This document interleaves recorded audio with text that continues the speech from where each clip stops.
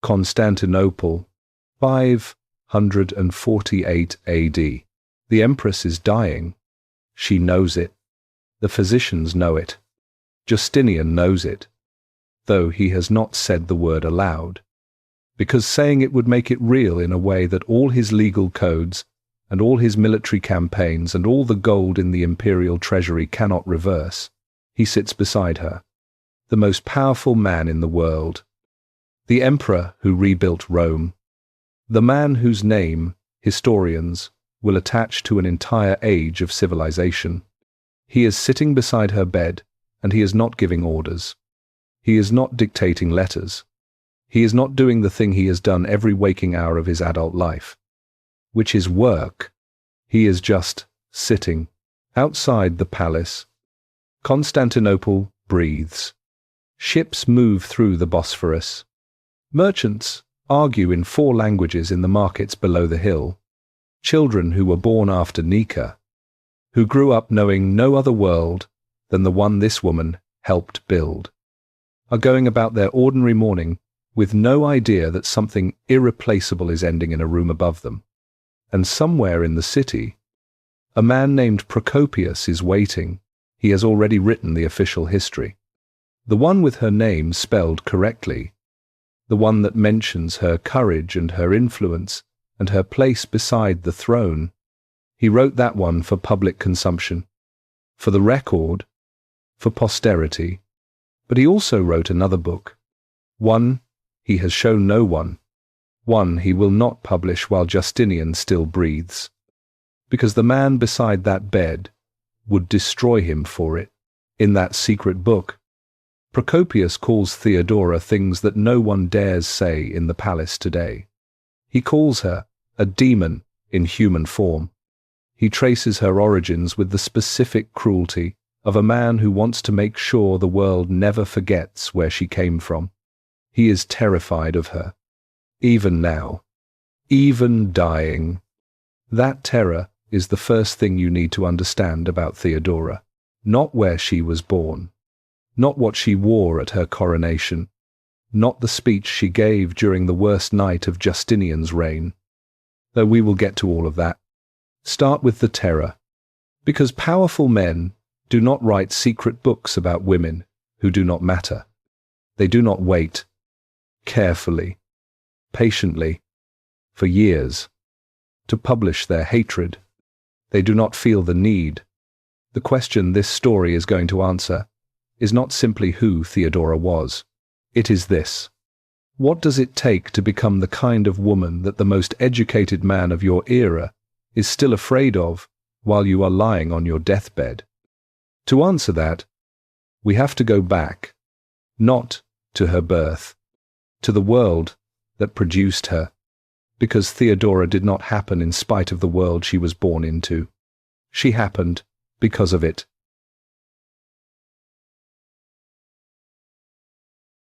Chapter 1. The world she was born into.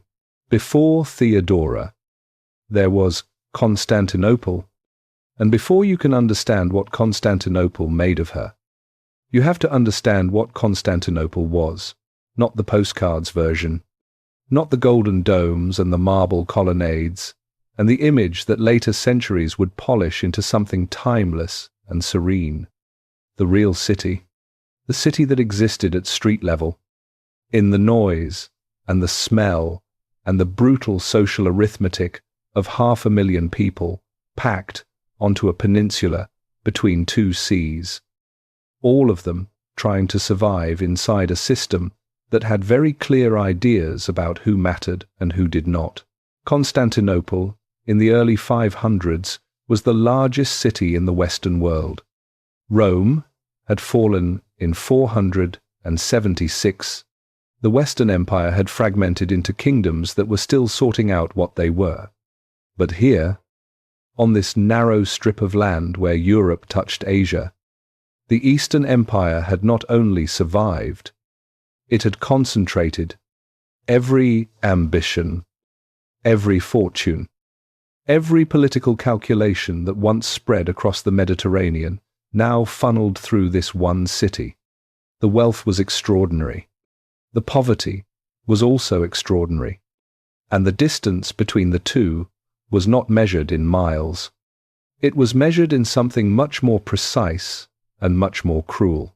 It was measured in who you were allowed to be. Byzantine society in this period operated on a hierarchy so rigid that it functioned almost like theology. At the top, the emperor, whose authority was understood to come directly from God.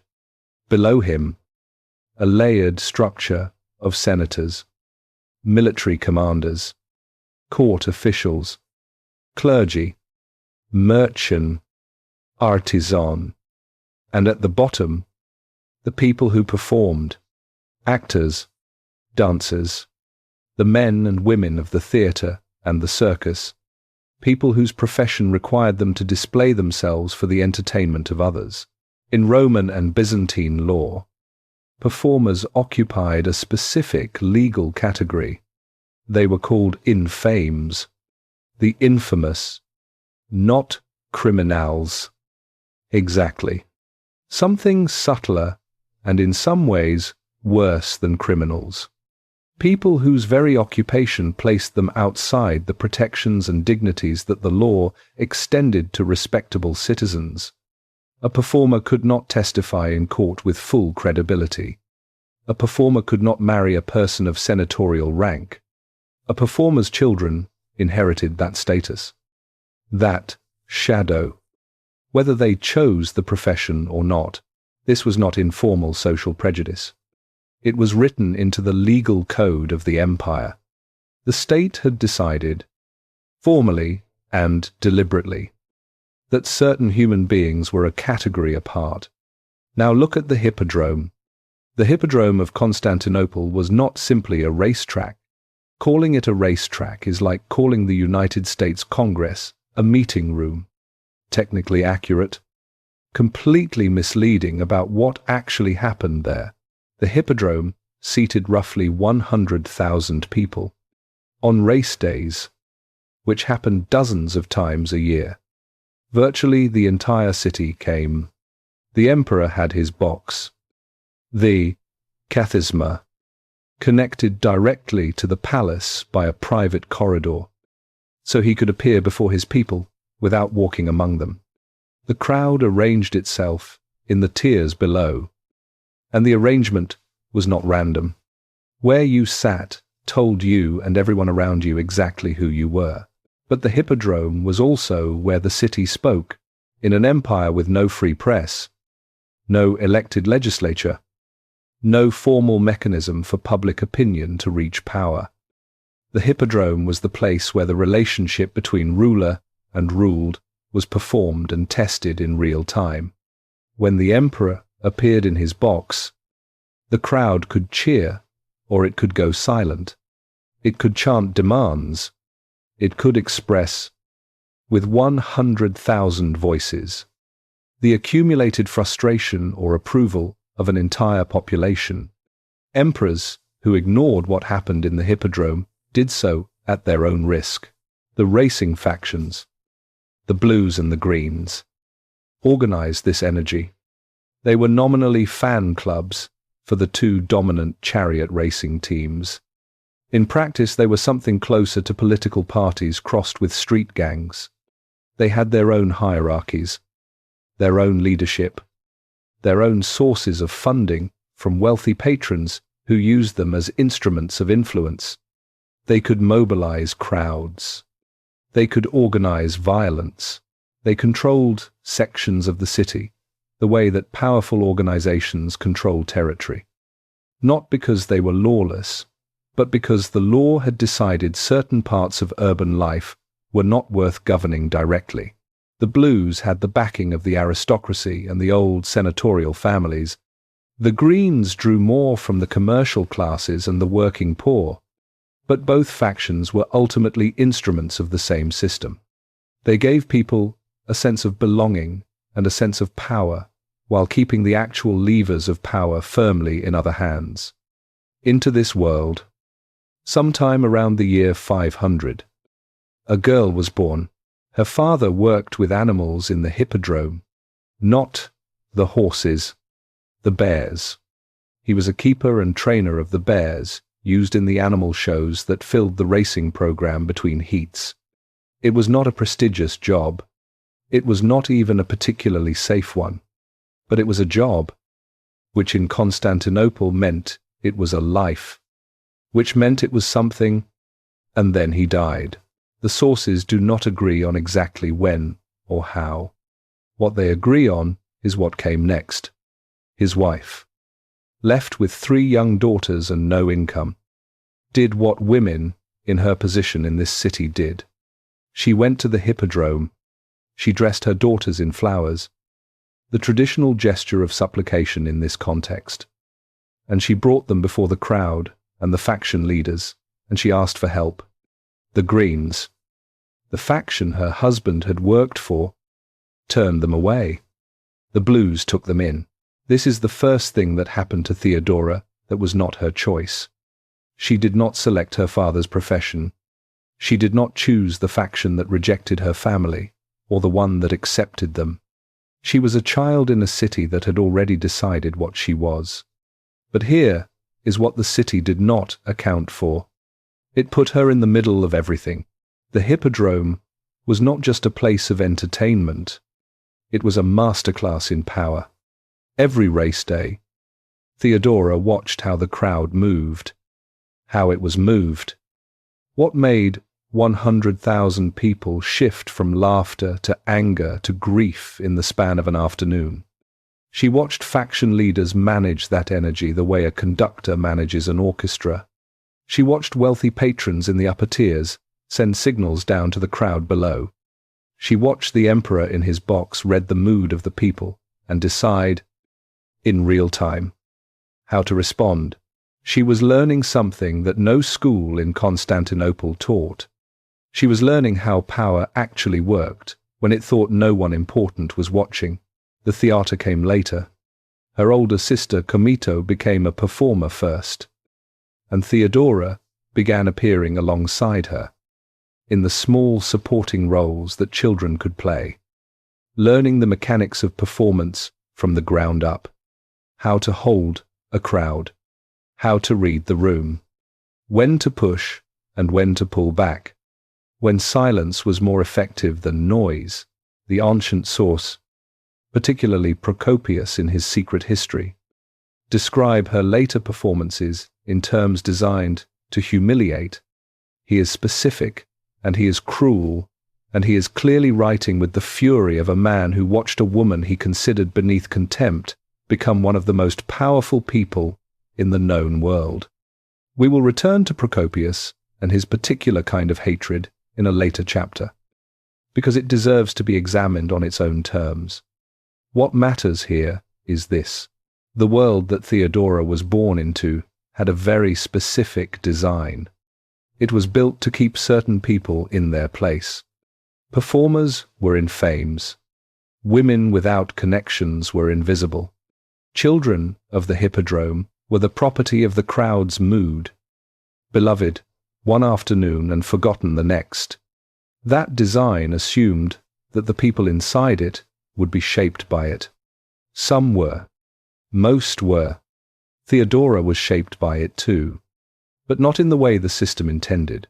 She was shaped into someone who understood the system from the inside, at street level, from childhood, who knew what the crowd wanted before it knew itself, who had watched powerful men in unguarded moments and understood the distance between the face they showed the world and the calculations running underneath it.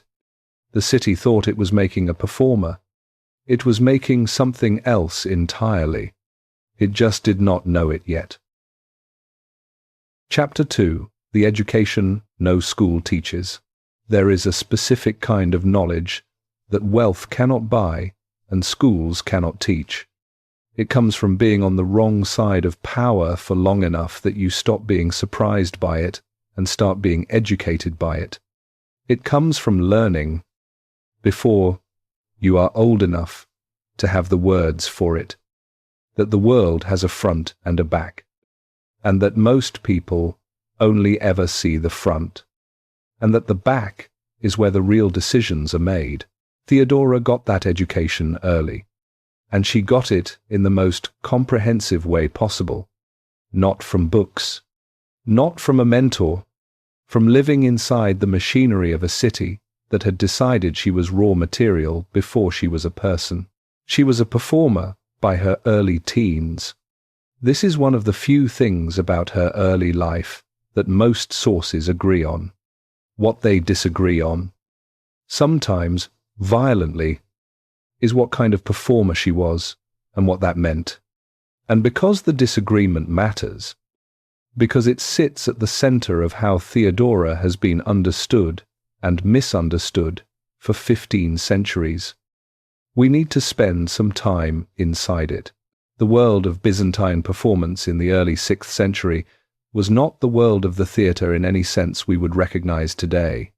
There was no clean line between actress and dancer, between dancer and entertainer, between entertainer and someone whose company was available for other purposes entirely. The law did not draw that line. Society did not draw that line. The line that existed was drawn by individual women navigating a profession that gave them unusual visibility and almost no protection.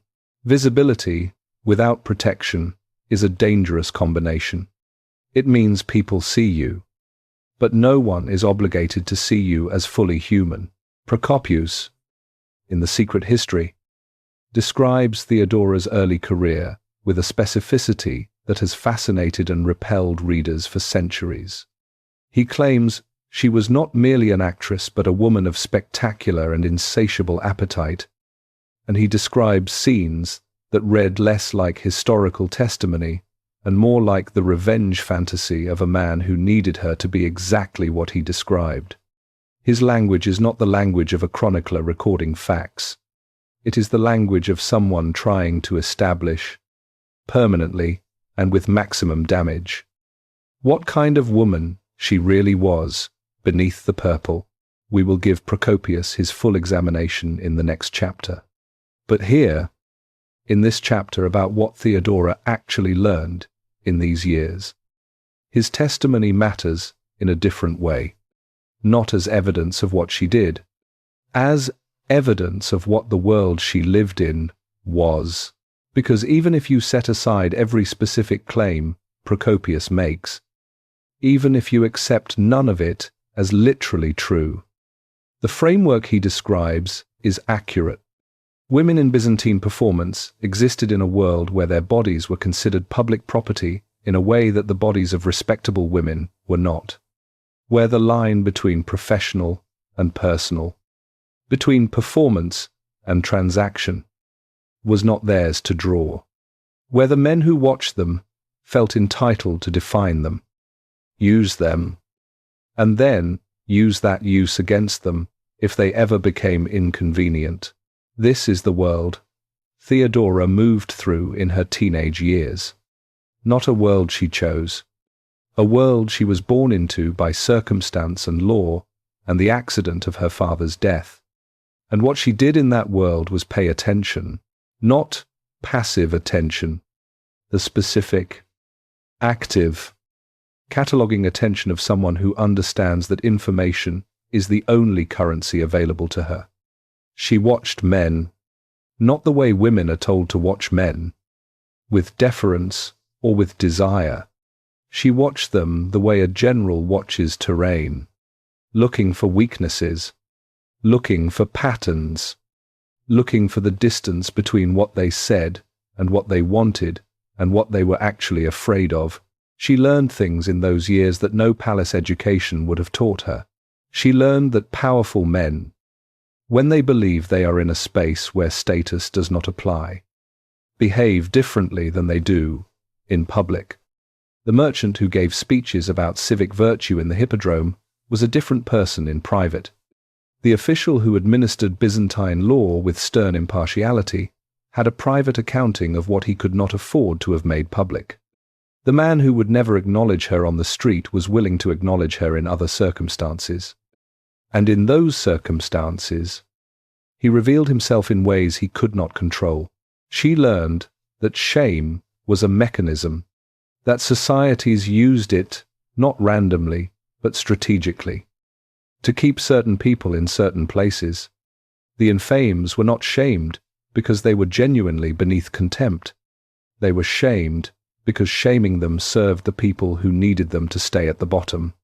A woman who understands that shame is a tool rather than a verdict about her worth has already begun to free herself from the most effective prison the ancient world ever built. She learned that performance and power were not as different as the powerful like to pretend. The emperor, in his kathisma, was performing. The senators in their robes were performing. The bishops in their vestments were performing. Every ritual of authority was a performance designed to make people feel that what they were seeing was natural, inevitable, ordained. The only difference between what Theodora did in the theatre and what the powerful did in their palaces was that her performance was acknowledged as performance, while theirs was presented as reality. Understanding that distinction is not a small thing. It is actually a radical thing, because once you see that the performance of power is still a performance, you can begin to think about how to perform it yourself. She also learned what it cost to be what she was.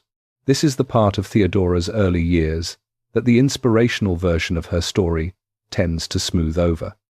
The years she spent in this world were not years of secret dignity maintained against all odds. They were years of actual vulnerability, actual exposure, actual experience of what it means to be in a body that the world considers available, the cold of it, the exhaustion of navigating every room at maximum alertness because the cost of misreading a situation was higher for her than it was for anyone with a name worth protecting. She carried that knowledge forward, not as wound, exactly, as information. The kind of information that only comes from having been on the receiving end of a system and survived it, and that no amount of later comfort or power can make you forget. There is a version of Theodora's story that treats this period as the darkness before the dawn, the necessary suffering that preceded the triumph. That version is too clean. What happened to her in these years was not a narrative device. It was her life, and the woman who emerged from it was not transformed by suffering into something better. She was sharpened by it into something more precise. There is also a detail from this period that almost every account of Theodora mentions, and almost none of them examine carefully enough. She had a daughter. The sources are sparse on this. Procopius mentions it in passing, with the specific carelessness of a man noting a fact that serves his larger argument rather than one that interests him on its own terms. The daughter's name is not recorded in any source that survives. What happened to her is not fully known, though there are indications the child was raised separately from Theodora, possibly with the child's father or his family. Later in her life, after Theodora had become Augusta, there is a reference to a grown son appearing at court. A young man identified as her child from before her marriage, though even this is disputed by scholars who have examined the sources carefully.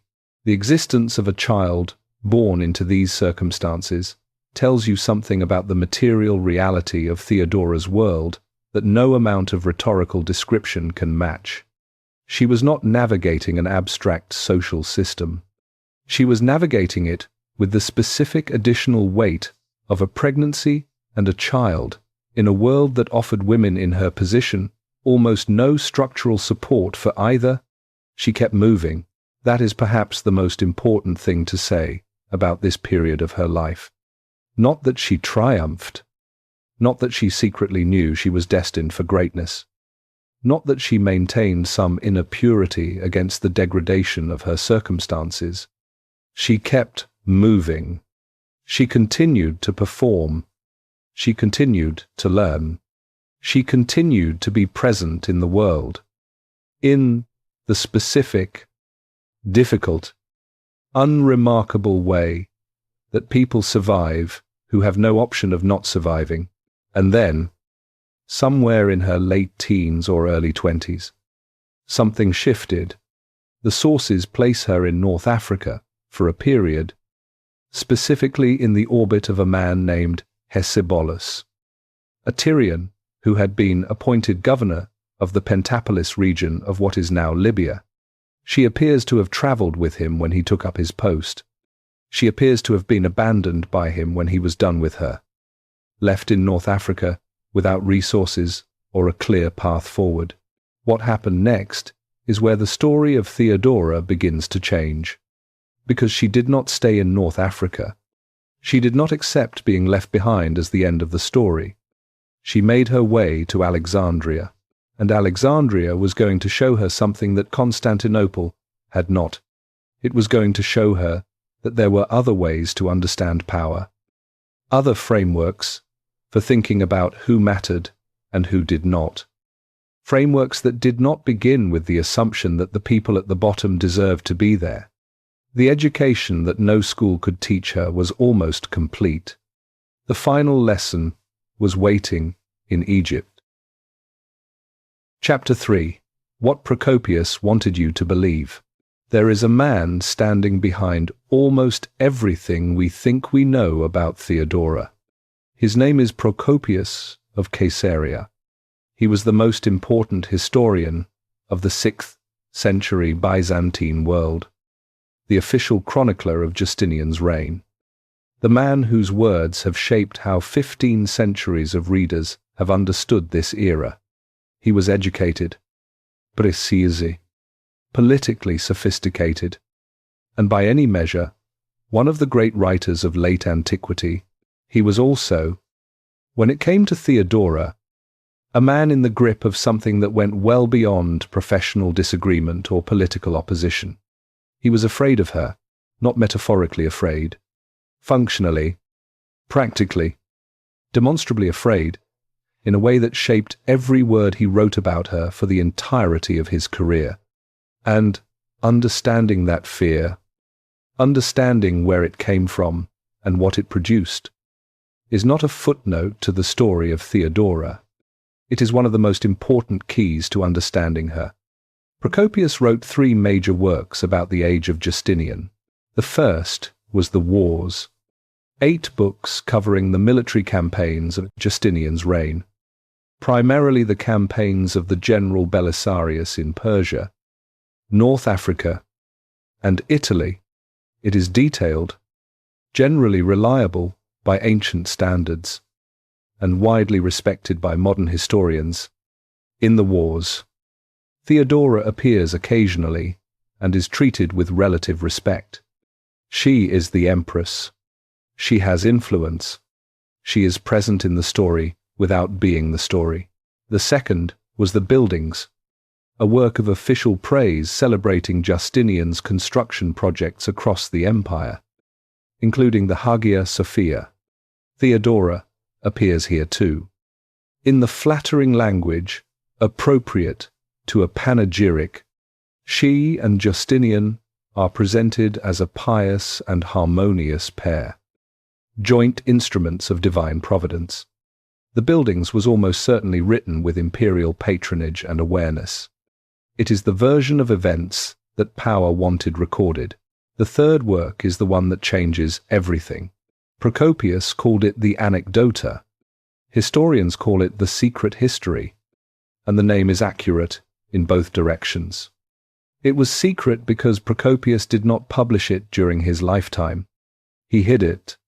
He wrote it, apparently, over years, and kept it from any circulation that would bring it to the attention of the people it described.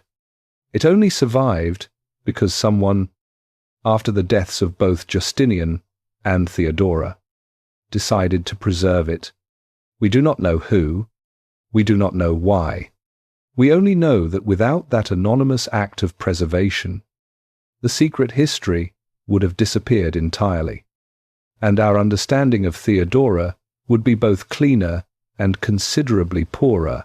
In the Secret History, Procopius describes Theodora in terms so extreme that scholars have been arguing about them ever since. He claims she was a woman of insatiable and theatrical appetite before her marriage to Justinian. He describes specific scenes that read like pornography dressed as history. He calls her a demon. He suggests, in passages that blend misogyny with what sounds almost like genuine theological terror, that she was not entirely human, that her malevolence was supernatural in origin, that the empire suffered under something that had no natural explanation. He also describes her political behavior in the darkest possible terms. He claims she controlled Justinian absolutely, that the emperor was her puppet, that anyone who crossed her disappeared into dungeons, or worse, that she ran a parallel government based on fear and personal loyalty that subverted everything Justinian tried to accomplish. Now, here is where the analysis has to be careful. The temptation, when confronted with the secret history, is to choose a side. Either Procopius is telling the truth and Theodora was genuinely monstrous, or he is lying and everything he wrote should be discarded. Both of these responses are wrong, and both of them are understandable, and both of them miss what the secret history actually is. The secret history is a political document written by a man who felt personally wronged by the people in power and who used the most available weapons of his culture to express that grievance. In 6th century Byzantium, the most available weapon against a woman was her sexuality. If you wanted to destroy a man's reputation, you attacked his courage or his piety or his competence. If you wanted to destroy a woman's reputation, you attacked her body. You described what she had done with it and what had been done to it, and you made the description as vivid and as humiliating as possible. Because in a society where a woman's worth was measured almost entirely by her sexual respectability, this was the equivalent of a political assassination. Procopius knew this. He was a trained lawyer and rhetorician before he was a historian. He understood exactly what he was doing. But here is the thing that the simple Procopius' lying response misses. He was not making up a woman from nothing. He was taking a real woman, a woman with a real and documented past as a performer in the Byzantine entertainment world, and he was weaponizing that past with maximum precision and maximum cruelty. The broad strokes of Theodora's origins: that she came from the performance world, that she was associated with the Hippodrome, that she had lived in circumstances that Byzantine law classified as infames, are not Procopius's invention. They are confirmed by enough other sources to be accepted as historically real. What Procopius did was take those real facts and build around them a structure of interpretation designed to ensure that no other interpretation could survive contact with his version. He made the facts mean one thing and one thing only. He surrounded them with specific, lurid, unforgettable detail that would lodge in the reader's imagination and refuse to leave. This is actually a more sophisticated kind of attack than simple lying. Simple lying can be refuted. What Procopius did cannot be fully refuted because it is built on a foundation of truth. The foundation is real. The building constructed on top of it is the fabrication, and the two are so thoroughly fused that separating them requires more effort than most readers have ever been willing to invest. There is something else in the secret history that almost no one talks about enough. Procopius wrote it about a living woman. He did not publish it, but he wrote it over years. Apparently, while she was alive, while she was at the height of her power, while she was, by his own account, in other works, one of the most influential people in the known world. Think about what that means. He had access, presumably, to whatever channels of complaint and redress existed in Byzantine political life. He was educated, connected, protected by his relationship with Belisarius. He was not a powerless man. He was a man with options. And the option he chose was to write a secret book, not to confront her publicly, not to organize political opposition, not even to leave Constantinople and write from a safe distance. He stayed. He continued to write the official histories with her name in them. He continued to function in the same political world she dominated. And, in private, in the hours when the official chronicler of Justinian's reign was not performing his official function, he wrote the version of events he actually believed or wanted to believe. And he hid it where she would never find it. This is the behavior of a man who is frightened, not of what she had done to him personally, though he may well have felt personally wronged, frightened of what she represented, of a woman who had come from where she had come from and become what she had become, and who had done it without asking permission from the men who believed the world belonged to them. The secret history is many things. It is a political document. It is an exercise in character assassination. It is a window into the anxieties of 6th century Byzantine masculinity. It is also, read carefully and against itself, one of the strongest pieces of evidence we have that Theodora was exactly as formidable as her allies claimed. You do not hide a book about someone who does not frighten you. You do not spend years constructing the most detailed possible case for why a woman is a demon, unless that woman has made you feel, in your bones, that the world you understood and the place you occupied in it are no longer as secure as you thought. Here is what the historical record, stripped of Procopius's interpretive architecture, actually tells us about Theodora in these years. She came from the Byzantine performance world. She had a child before her marriage. She spent time in North Africa and Alexandria. She returned to Constantinople. She became involved with Justinian. She married him after the law was changed to permit it. She was crowned Augusta alongside him in 527. That is what we can say with confidence. Everything else is contested, interpreted, filtered through sources with agendas, and that is not a reason for despair. It is actually an invitation to read more carefully, because when a source is this obviously motivated, when the bias is this visible and this extreme, it tells you something about the subject of that bias that a neutral source never could. Procopius was afraid of Theodora. He was afraid of her while she lived. He was afraid of her memory after she died. He was afraid of what she meant for the world he lived in, the world that had very clear ideas about who was allowed to hold power and who was not. His fear is her testimony, and it is more revealing than anything he intended to say. There is one final thing to say about Procopius before we move forward. Though he will continue to appear throughout this story as a source to be used carefully, he survived Theodora. He saw Justinian continue to reign for 17 years after her death. He saw the empire continue, imperfectly and expansively, under the man she had helped shape into the ruler history would remember. He never published the secret history. He had years to do it. Justinian was old and increasingly isolated in his final years. The political risk of publication diminished as the power of its subjects diminished, and still Procopius kept the book hidden. Maybe he was still afraid. Maybe he understood that the book said more about him than it said about her. Maybe he had spent so many years hiding it that he had forgotten how to stop.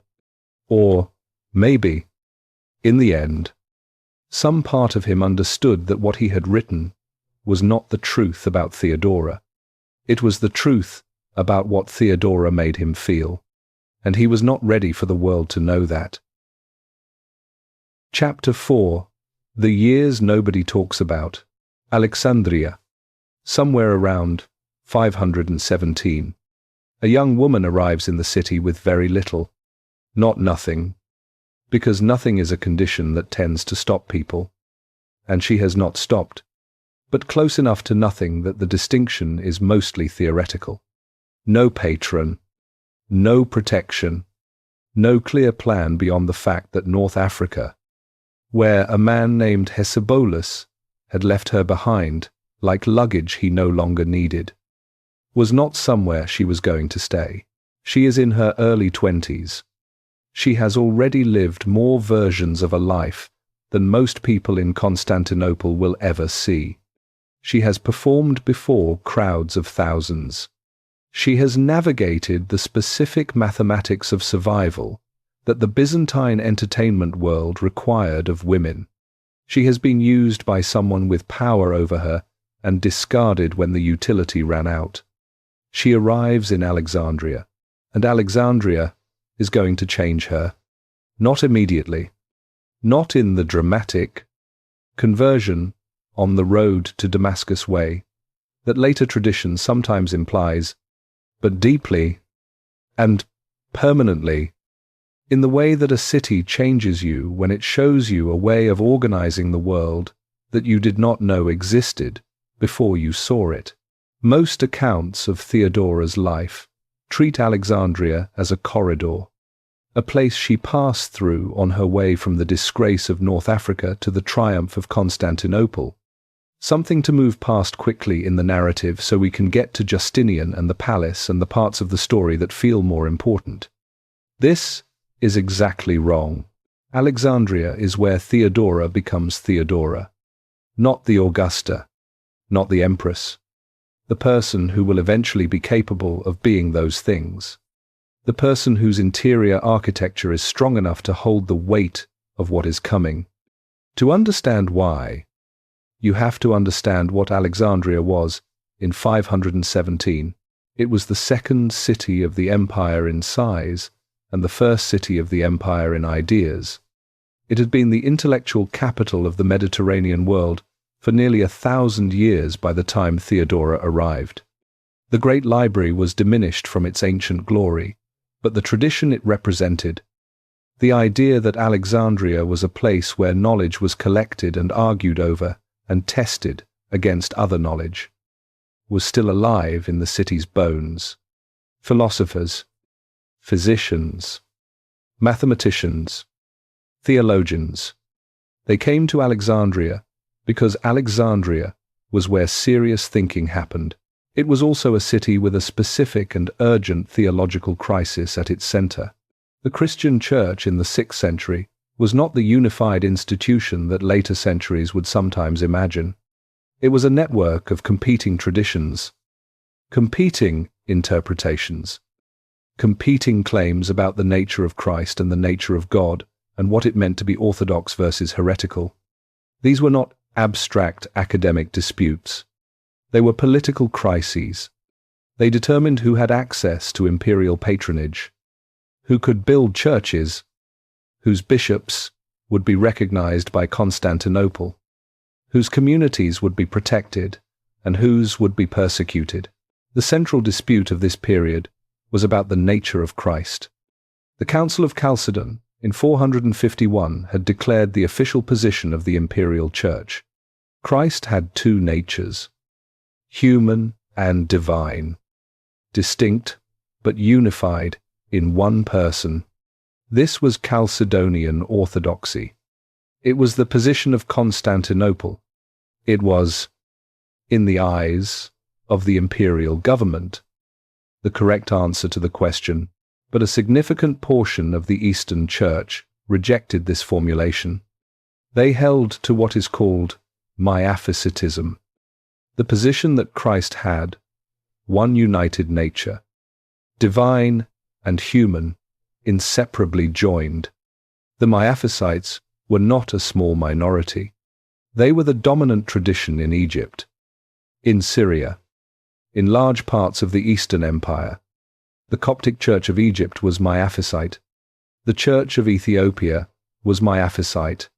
Significant communities across the Eastern Mediterranean were Miaphysite, Constantinople called them heretics, persecuted them, intermittently and sometimes brutally, removed their bishops, closed their churches, required them to sign documents of submission to Chalcedonian orthodoxy or face consequences.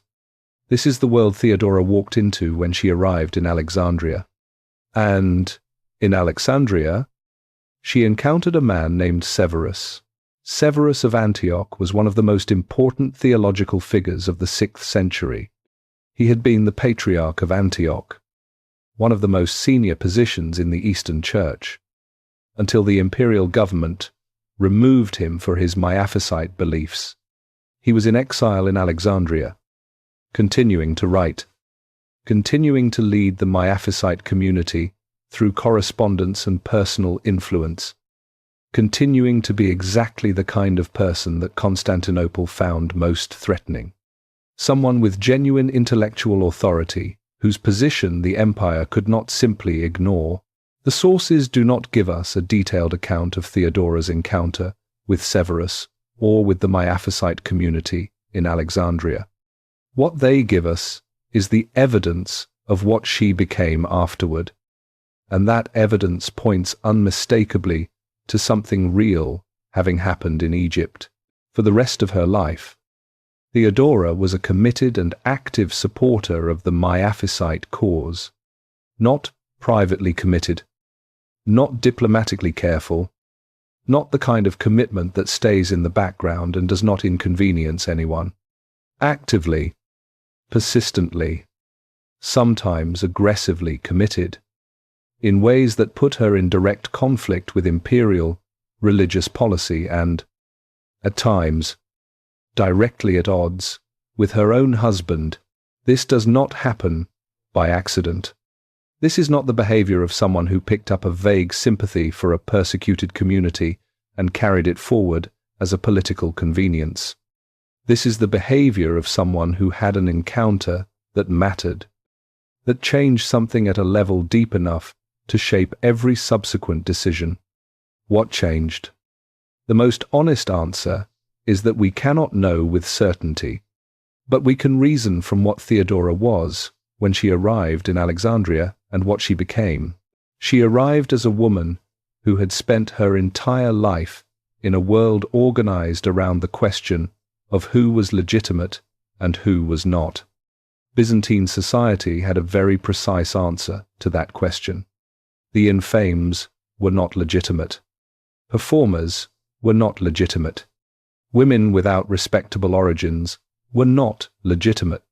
She had been told, repeatedly and systematically, by law and by social practice and by every interaction she had with the upper reaches of Byzantine society, that she was in a category that did not fully count.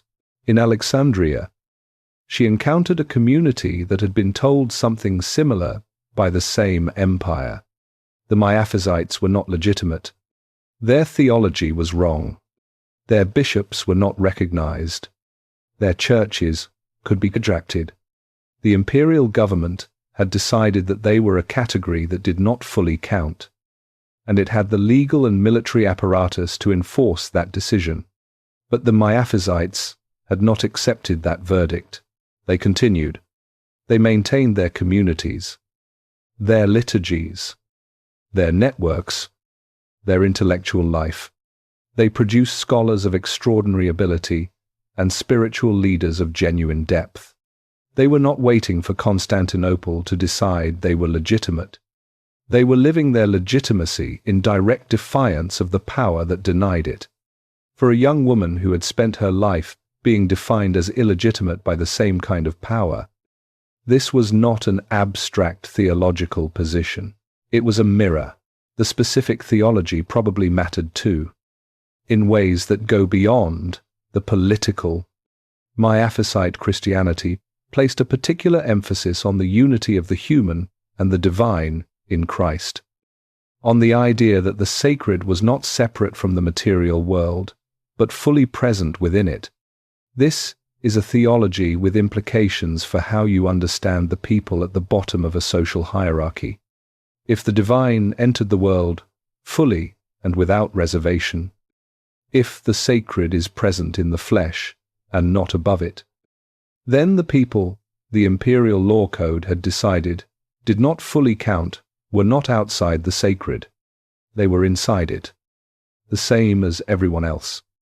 Regardless of what any emperor had written into law, whether Theodora processed her encounter with Miaphysite Christianity in exactly these terms is speculation. What is not speculation is what she did with it for the rest of her life. There is also something else that happened in Alexandria that the sources hint at more than they confirm. She appears to have spent time in genuine poverty during this period. Not the managed poverty of a woman navigating a difficult profession in a city that offers her little, something closer to destitution. The kind of material precarity that forces a complete reassessment of what matters and what does not. Procopius, predictably, uses this period to extend his case against her, describing her circumstances in North Africa and Alexandria in the most degrading terms he can manage. But even stripped of his interpretive layer, the picture that emerges is of a woman who touched something close to the bottom during these years, and who chose to come back, not drifted back, not stumbled back because Alexandria did not work out, chose to return to Constantinople, made a deliberate decision to go back to the city that had produced her and defined her and, in its way, rejected her, and to try again with whatever she had learned. What she had learned was considerable. She had learned, in the Byzantine performance world, how to read people and how to manage a crowd and how to use the gap between what people showed and what they wanted. She had learned, in North Africa, what it cost to trust the wrong person with your future. She had learned, in Alexandria, that the empire's verdict on who was legitimate was not God's verdict, was not even necessarily the right verdict, was in fact a political decision dressed up as a theological and legal inevitability. And she had learned something harder to name than any of those things. She had learned, in the poverty and the displacement and the long months of figuring out how to move forward from a position where forward was not obvious, that she was not going to be stopped by the things that stopped most people, not because she was fearless, because she had looked at the alternative, the life of someone who accepted the verdict of a system that had decided she did not count, and she had found it genuinely unacceptable, not tragic, not sad, unacceptable, in the specific way that things are unacceptable when you have decided, somewhere in the part of yourself that does not negotiate, that you are not going to live inside them. She was returning to Constantinople not as the person who had left it. That person had been shaped by the world she was born into without yet understanding what she had been shaped into. The person returning knew. She had looked at the architecture of power from outside it, from below it, from the position of someone it had tried to erase. And she had not been erased. She was coming back. And the city that had decided what she was before she could speak for herself was about to encounter someone who had figured out exactly what she was, on her own terms, in a busy city on the edge of the empire, 1,000 miles from the Hippodrome. The world was not ready for that. It never is. Chapter 5. The Man Who Recognized Her. Constantinople. Around 522. She is back in the city, working, the sources suggest, as a wool spinner in a neighborhood not far from the palace district. It is unglamorous work. It is also, for a woman in her position, honest work in the specific sense that matters in Byzantine society.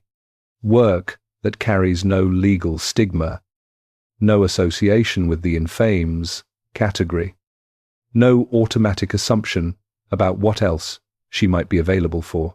She has made a choice coming back. She has made another choice in how she is living. The woman who returns from Alexandria is not the woman who left Constantinople. Something has been decided internally that shows up externally in the shape of a quieter, more deliberate life, not a diminished life, a concentrated one. And then she meets Justinian. The sources do not agree on the exact circumstances of their first meeting.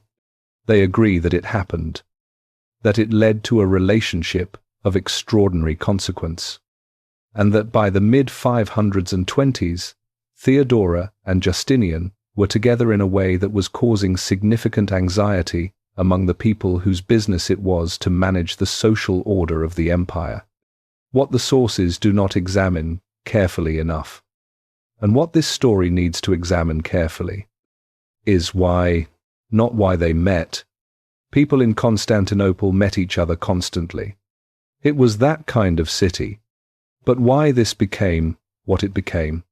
Why Justinian, who was at this point the heir apparent to the Byzantine throne, a man with every possible option available to him in terms of companionship and alliance and strategic marriage, chose this particular woman and chose her with a permanence that would eventually require him to change the law of the empire to formalize the romantic explanation, which most accounts reach for first, is not wrong exactly. It is just incomplete. Love, in the context of power at this level, is never only love. It is always also recognition. And what Justinian recognized in Theodora was something that the romantic explanation does not capture. To understand the recognition, you have to understand Justinian. Flavius Petrus Sabatius Justinianus was not, by Byzantine standards, an insider. His uncle, Justin, had risen from peasant origins in the Balkans through military service to the throne, becoming emperor in 518 in the specific way that late Roman history occasionally produced, a soldier from nowhere, competent and fortunate in the right sequence of moments, finding himself at the top of a system he had entered through its lowest door. Justin was a military man whose understanding of administration and law and theology was limited in ways that the empire he suddenly governed was not. He had a nephew who was not limited. Justinian had been brought to Constantinople as a young man, educated at his uncle's expense, trained in law and theology and administration with the focused intensity of someone who understood that his only path to genuine power ran through his mind rather than through birth or military glory. He was brilliant in the specific way that people are brilliant when they have something to prove and the intelligence to prove it. He worked constantly. He slept famously little.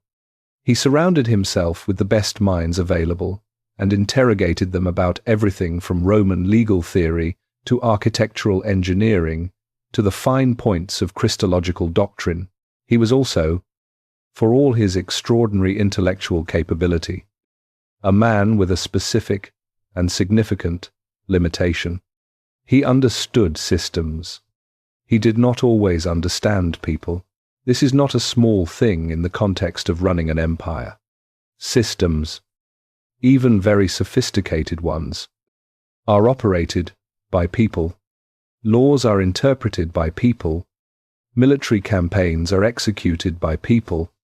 Political alliances are made and broken by people who are motivated by things that no legal code or administrative structure can fully account for.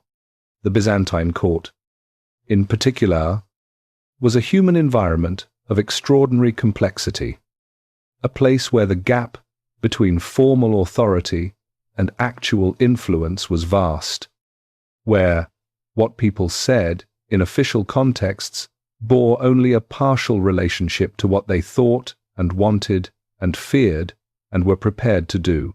Justinian could design a legal system. He could not always tell.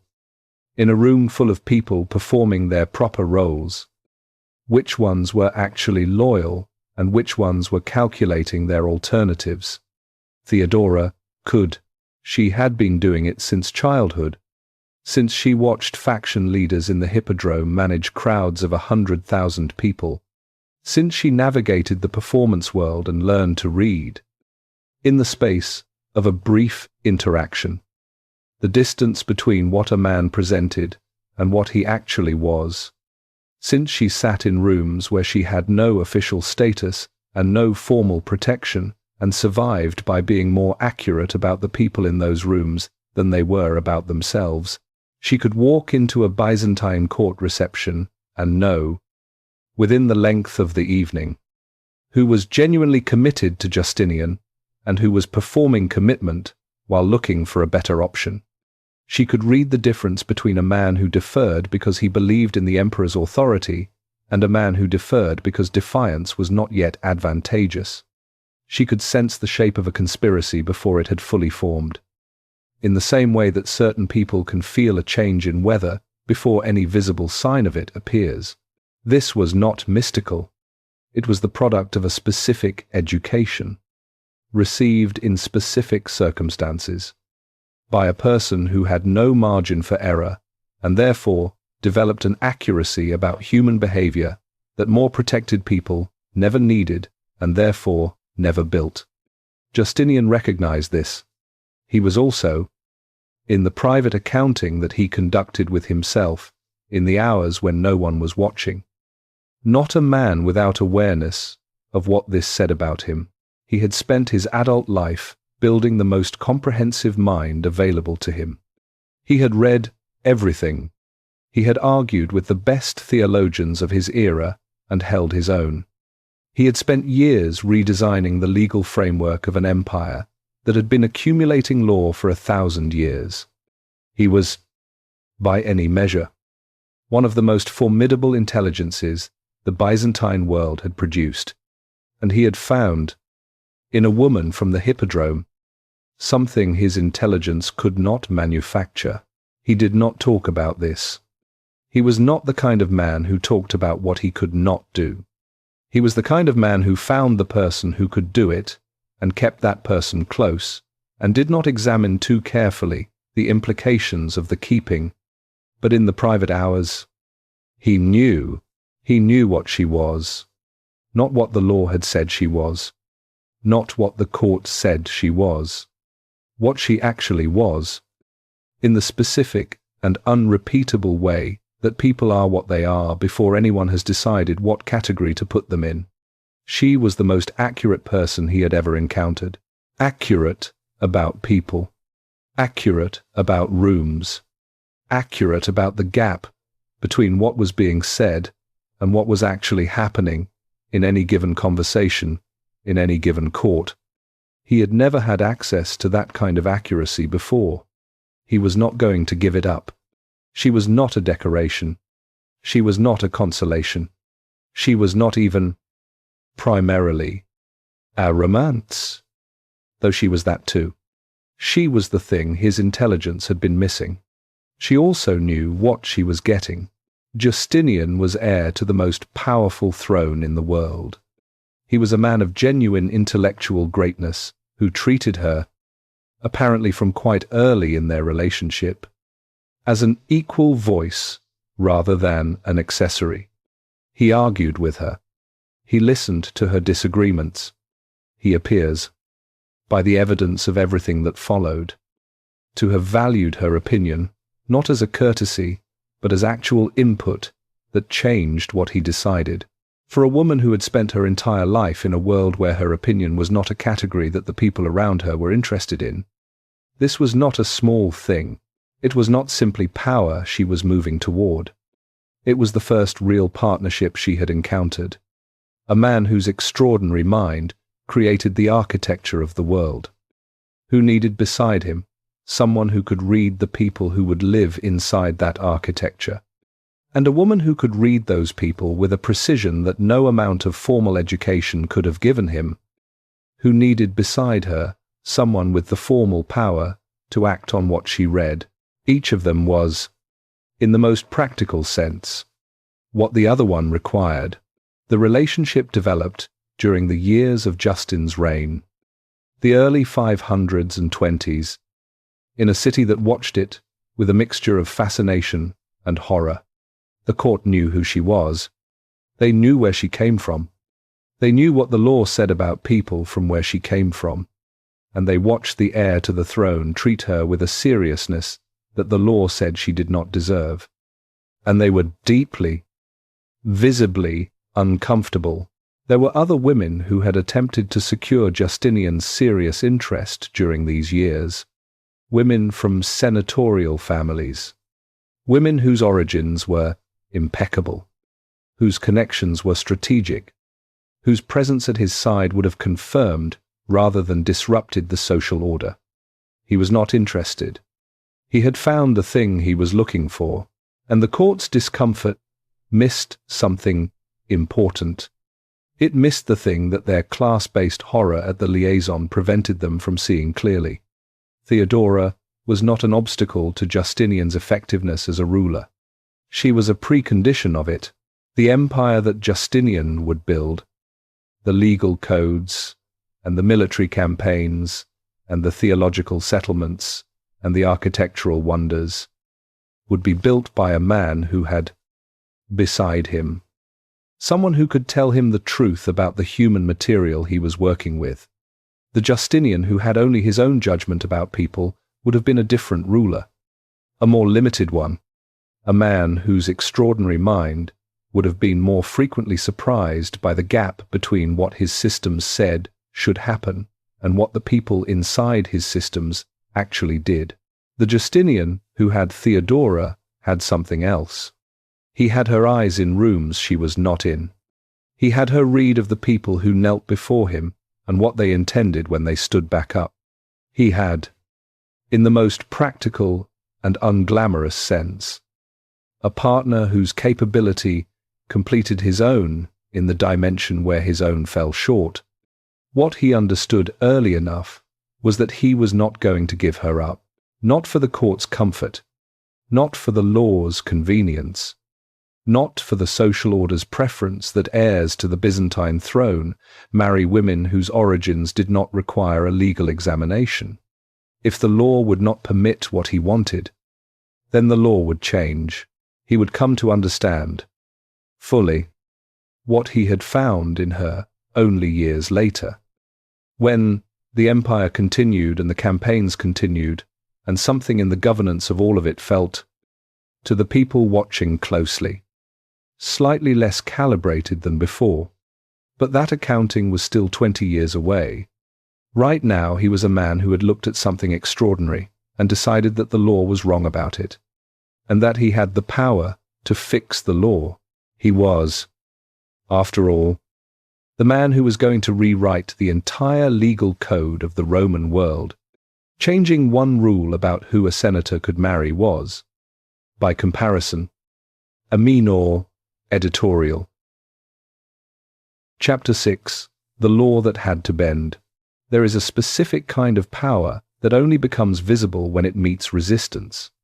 You do not know how strong a current is until you try to swim against it. You do not know how solid a wall is until someone decides to walk through it. And you do not know how real the social order of an empire is until the man who is about to inherit that empire looks at it and says, quietly and without drama, that it needs to change. This is what happened in Constantinople sometime around 523. Justinian went to his uncle.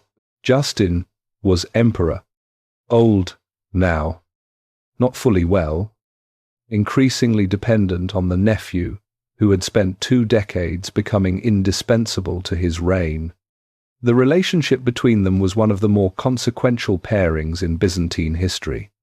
The illiterate soldier from the Balkans, who had improbably become emperor, and the educated, relentless nephew who had made himself into the mind that the soldier's throne required. Justin trusted Justinian in the way that people trust those who have consistently proven more capable than themselves, which is to say, almost completely.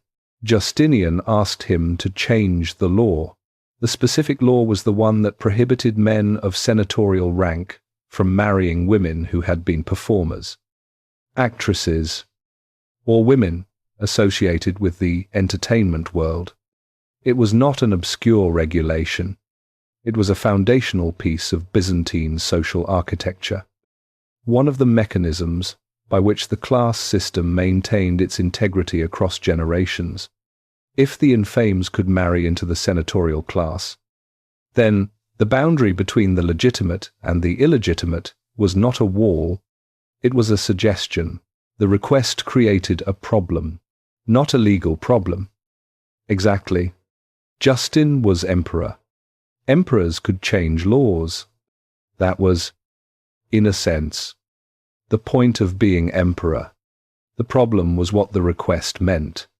It meant that Justinian, the man who would be the next emperor of the Roman world, intended to marry a woman who had been a performer, not to take her as a mistress, which would have been unremarkable and entirely in keeping with the behavior of powerful men throughout Byzantine history.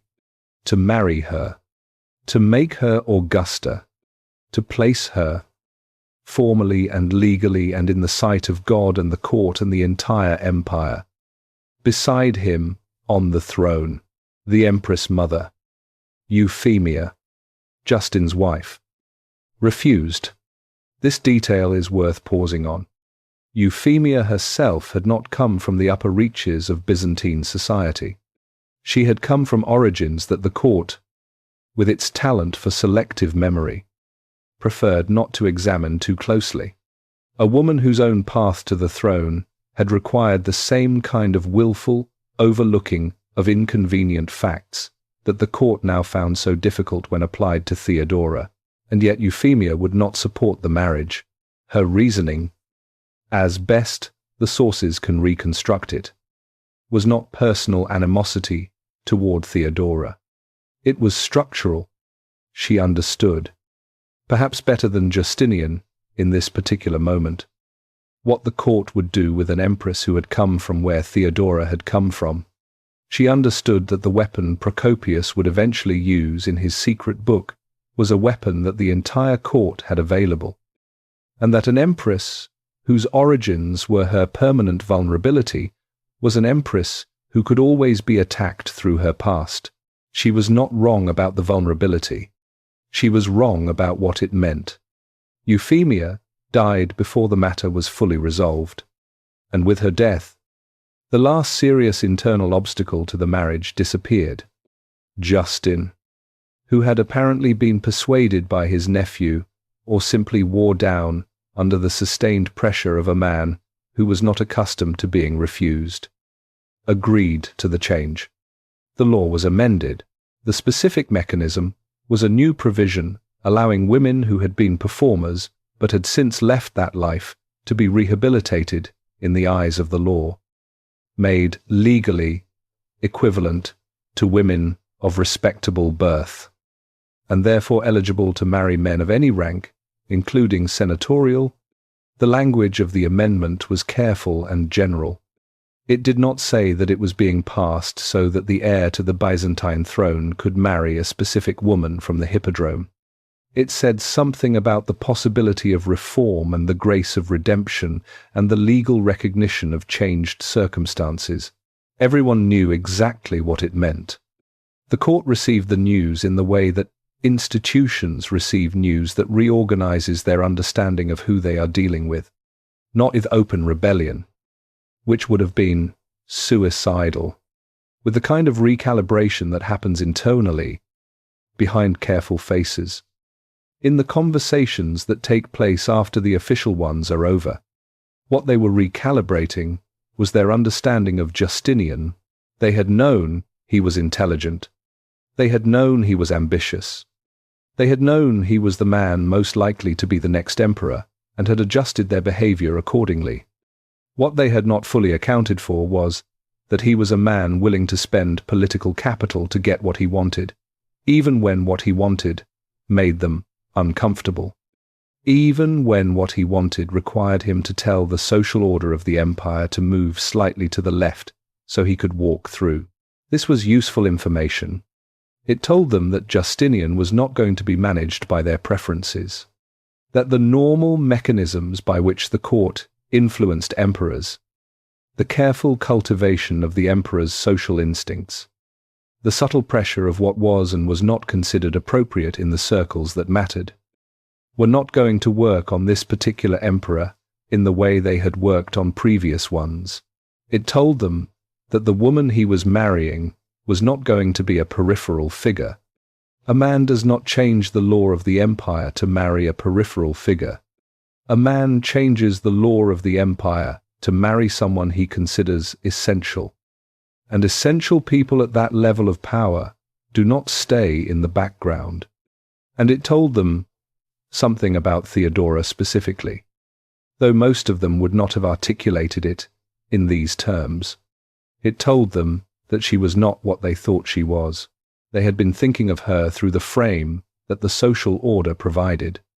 A woman from the Hippodrome, an actress, a person whose category in the law was clear and whose presence in the heir's life was therefore a temporary embarrassment to be managed and eventually resolved.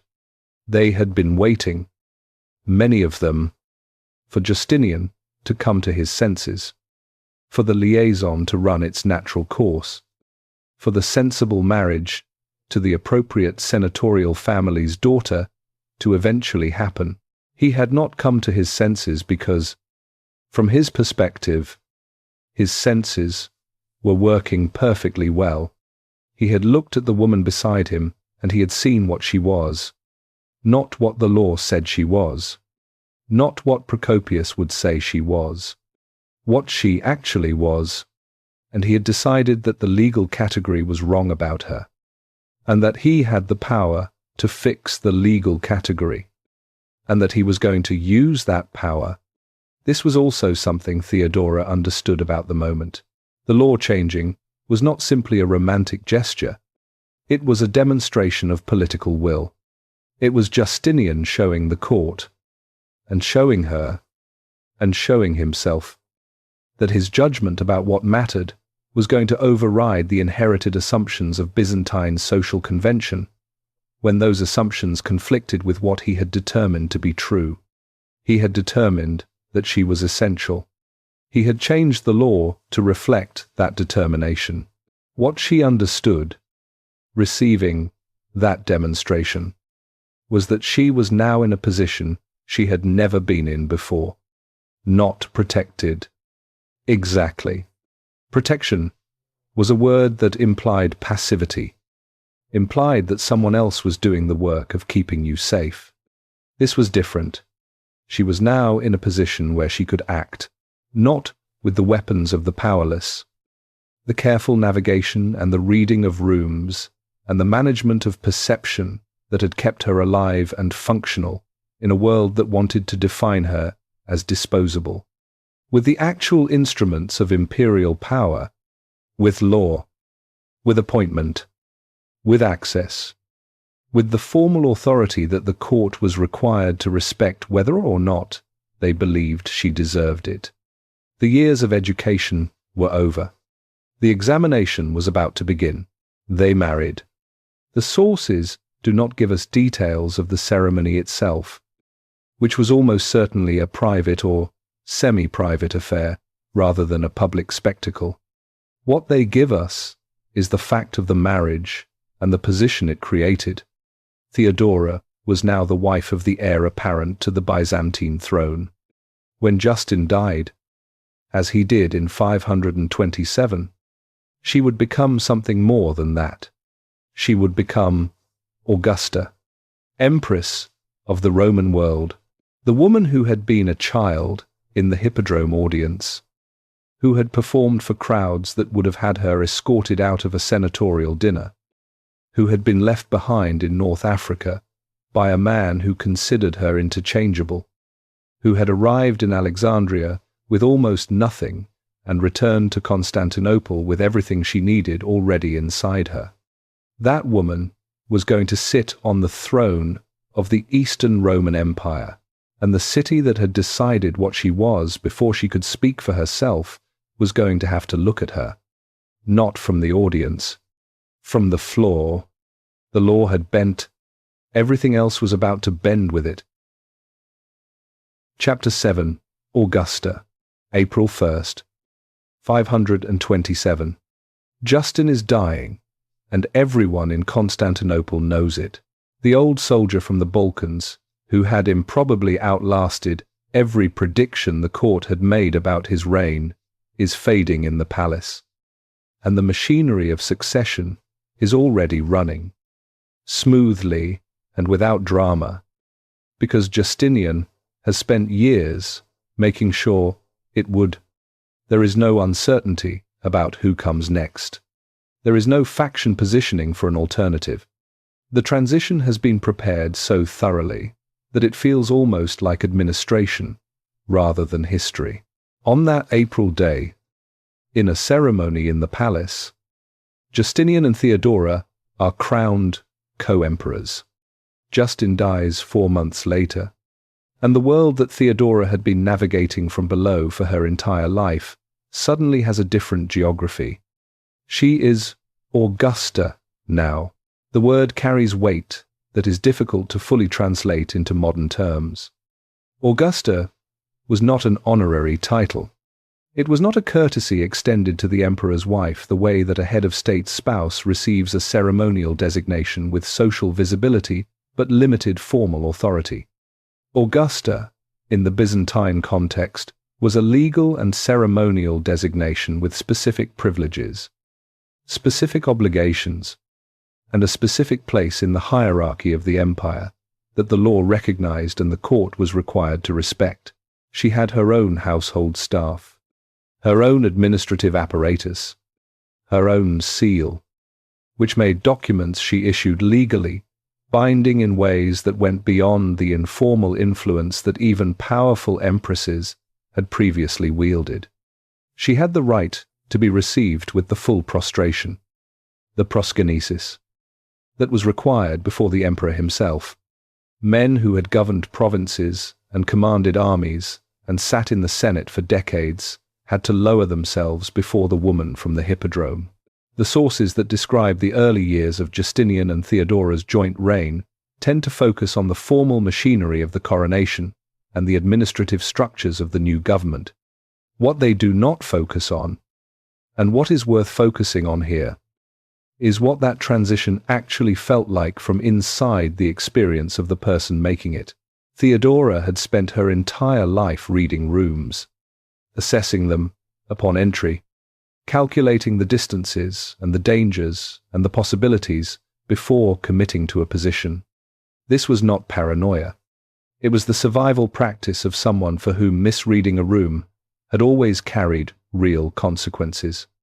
Now she walked into rooms, and the rooms changed, not because of anything she did in them, because of what she was before she entered. The Augusta was not a person who needed to read the room the way a woman with no formal standing needed to read it. She was the room's organizing principle. People positioned themselves relative to her. People calculated their behavior based on her presence rather than the other way around. This is a disorienting transition for anyone to make. It is particularly disorienting for someone who has spent 20 years developing extraordinary skill at a practice that the new position makes largely unnecessary. She did not stop doing it. This is one of the things that made her different from empresses who had come to the position through more conventional routes. Women who had been born into senatorial families, who had been groomed from childhood for proximity to power, who had navigated the court's social environment with the tools that a respectable upbringing provided. Those women understood the court as insiders. They knew its rules because they had grown up inside them. Theodora understood the court as someone who had studied it from outside and now found herself operating within it. She did not take its rules for granted. She did not assume its loyalties were what they appeared to be. She continued to assess, continued to read, continued to maintain the specific alertness that had kept her alive through circumstances that would have ended women with less precise judgment. And she began to build.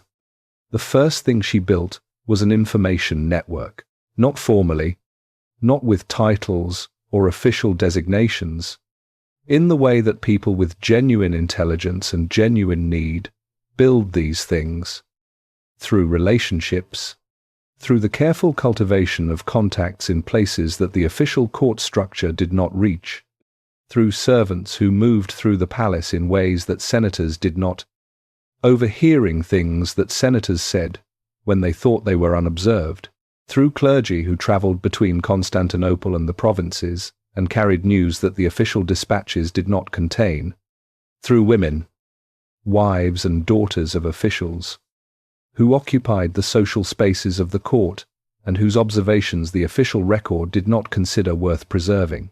She knew things. That was the short version of what the network produced.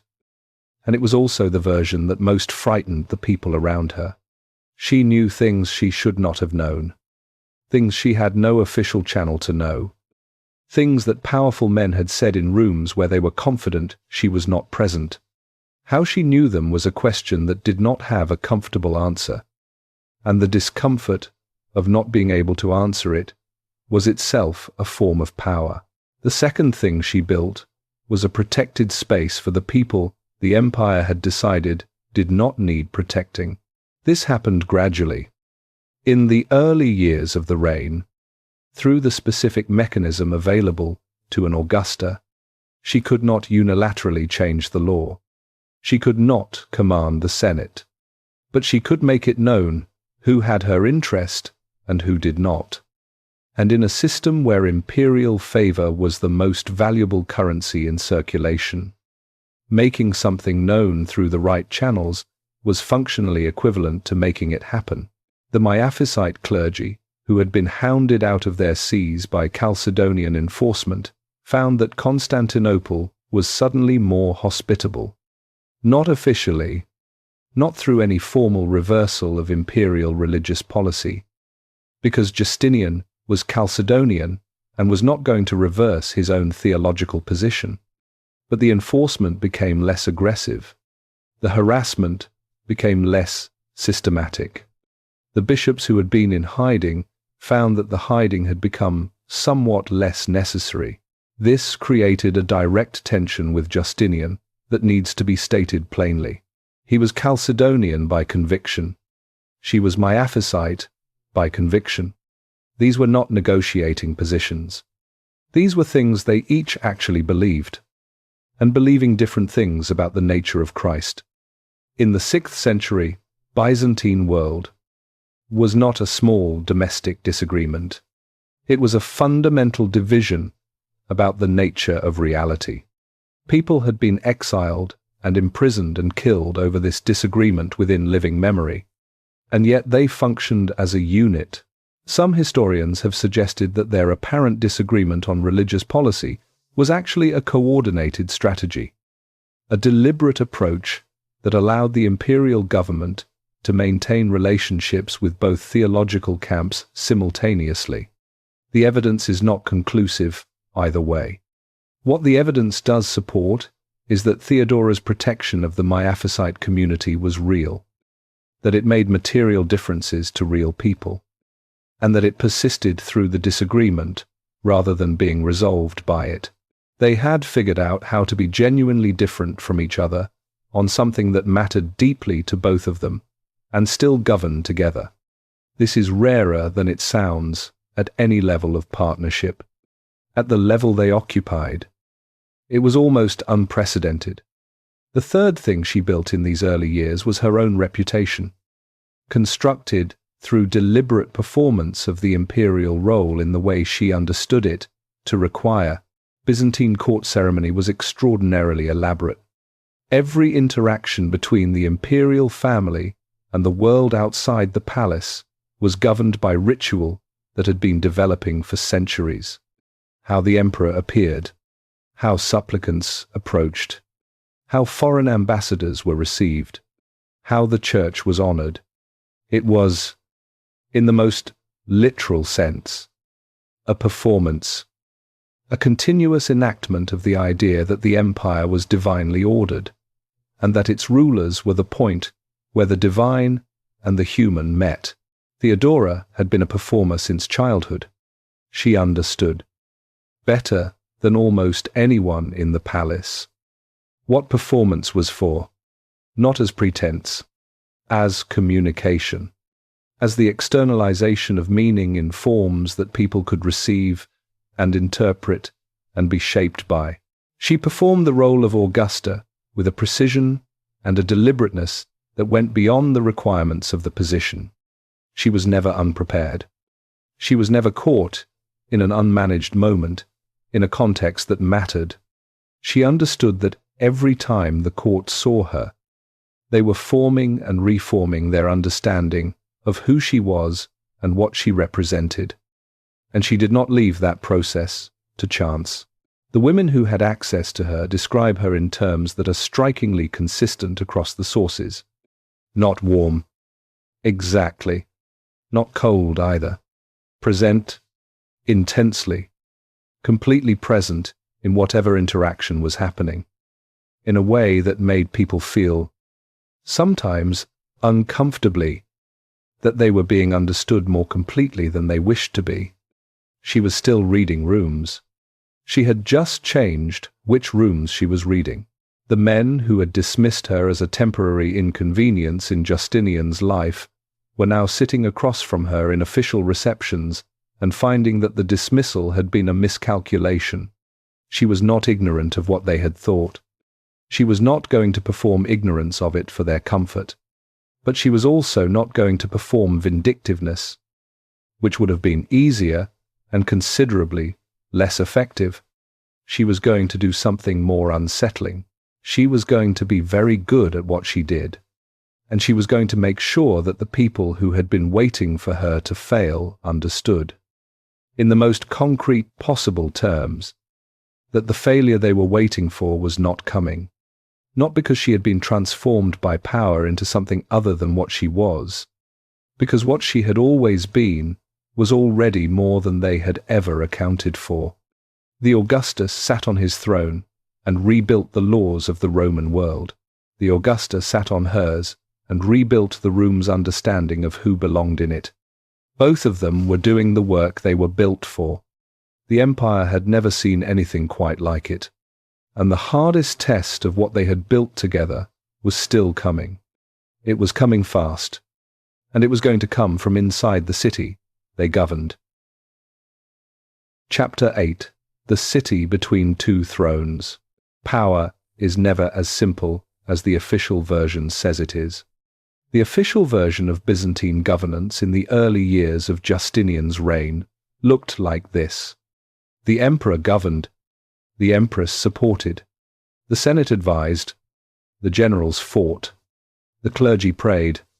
The people worked and paid taxes and appeared in the Hippodrome on race days to express their feelings about all of the above in terms that the empire had decided were acceptable forms of political expression. The actual version was considerably more complicated.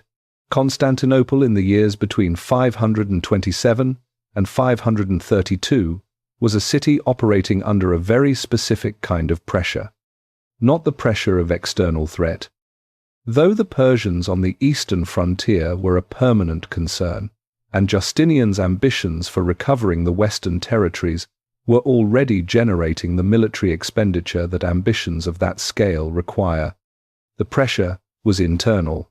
The pressure of a new government that had not yet fully established where the lines of authority ran, what the rules were, who had access to whom, and what the consequences were for getting any of those questions wrong. New governments are always uncertain environments. This one was more uncertain than most, for a specific reason. It had two centers, not two emperors in the formal sense. One emperor, one empress. But the empress was not performing the traditional role of the Augusta, which was largely ceremonial and social. A position of prestige without executive function. She was performing something that the Byzantine court did not have a good framework for understanding or managing. She was governing, not in every domain, not in competition with Justinian, across the full range of imperial activity, but in specific areas, through specific channels, with specific consequences that anyone paying attention could trace back to her rather than to him. She had her own audiences. She received petitions directly. She sent instructions. She had people removed from positions and other people placed in them. And the people who wanted to understand why those things had happened had to trace paths that led to her office rather than his. The court did not know how to categorize this. Byzantine administrative culture had categories for everything. Every position had a title. Every title had a rank. Every rank had specified functions and privileges and a defined relationship to every other rank. The system had been built over centuries precisely to answer the question of who could do what, to whom, and under what authority. There was no category for what Theodora was.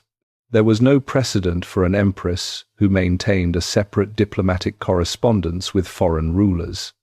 There was no precedent for an Augusta whose endorsement was required. In practical, if not legal terms, for certain kinds of appointments that the law said were the emperor's prerogative alone, there was no precedent for a woman whose name appeared in letters arriving from the Miaphysite communities of Egypt and Syria, addressing her not as a patron to be thanked, but as a decision-maker to be consulted. The court managed this the way institutions manage things. They cannot categorize. They watched. They talked. They maintained their official behavior while conducting a parallel assessment in private of what the actual rules were and how the actual power was distributed. They were, in the specific language of Byzantine court culture, recalibrating. And while they recalibrated, Constantinople continued to be what it had always been, a city with a problem. The problem, in the years between 527 and 532, had two dimensions that fed each other in ways the government was slow to recognize. The first was the racing factions. The blues and the greens had not become less powerful with the change of imperial administration. If anything, the transition period had given them more room to operate, more opportunity to press for advantages and test the limits of the new government's patience. Justinian had a complicated relationship with the factions that predated his accession. He had been, in his earlier years, associated with the blues. This was not unusual. The blues historically drew their support from the aristocratic and senatorial classes. And Justinian, despite his Balkan peasant origins, had spent his adult life in the social world of those classes and absorbed some of their affiliations. But by the time he became emperor, the factions had outgrown their usefulness as instruments and become problems. They were violent in ways that the city's population was increasingly tired of. They extorted, they intimidated, they treated their immunity from normal legal consequences as a license that expanded indefinitely.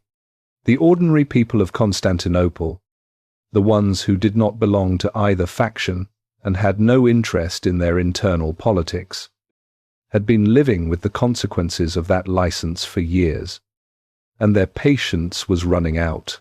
Justinian attempted to rein them in. This was the right policy. The problem was the second dimension, which made the timing of that policy considerably more dangerous than it might otherwise have been. The second dimension was fiscal. Justinian's ambitions, specifically his determination to reconquer the western territories that Rome had lost, were extraordinarily expensive. Armies cost money. Campaigns cost money. The administrative apparatus required to govern recovered territories cost money, and all of that money had to come from somewhere, which meant it came from taxation.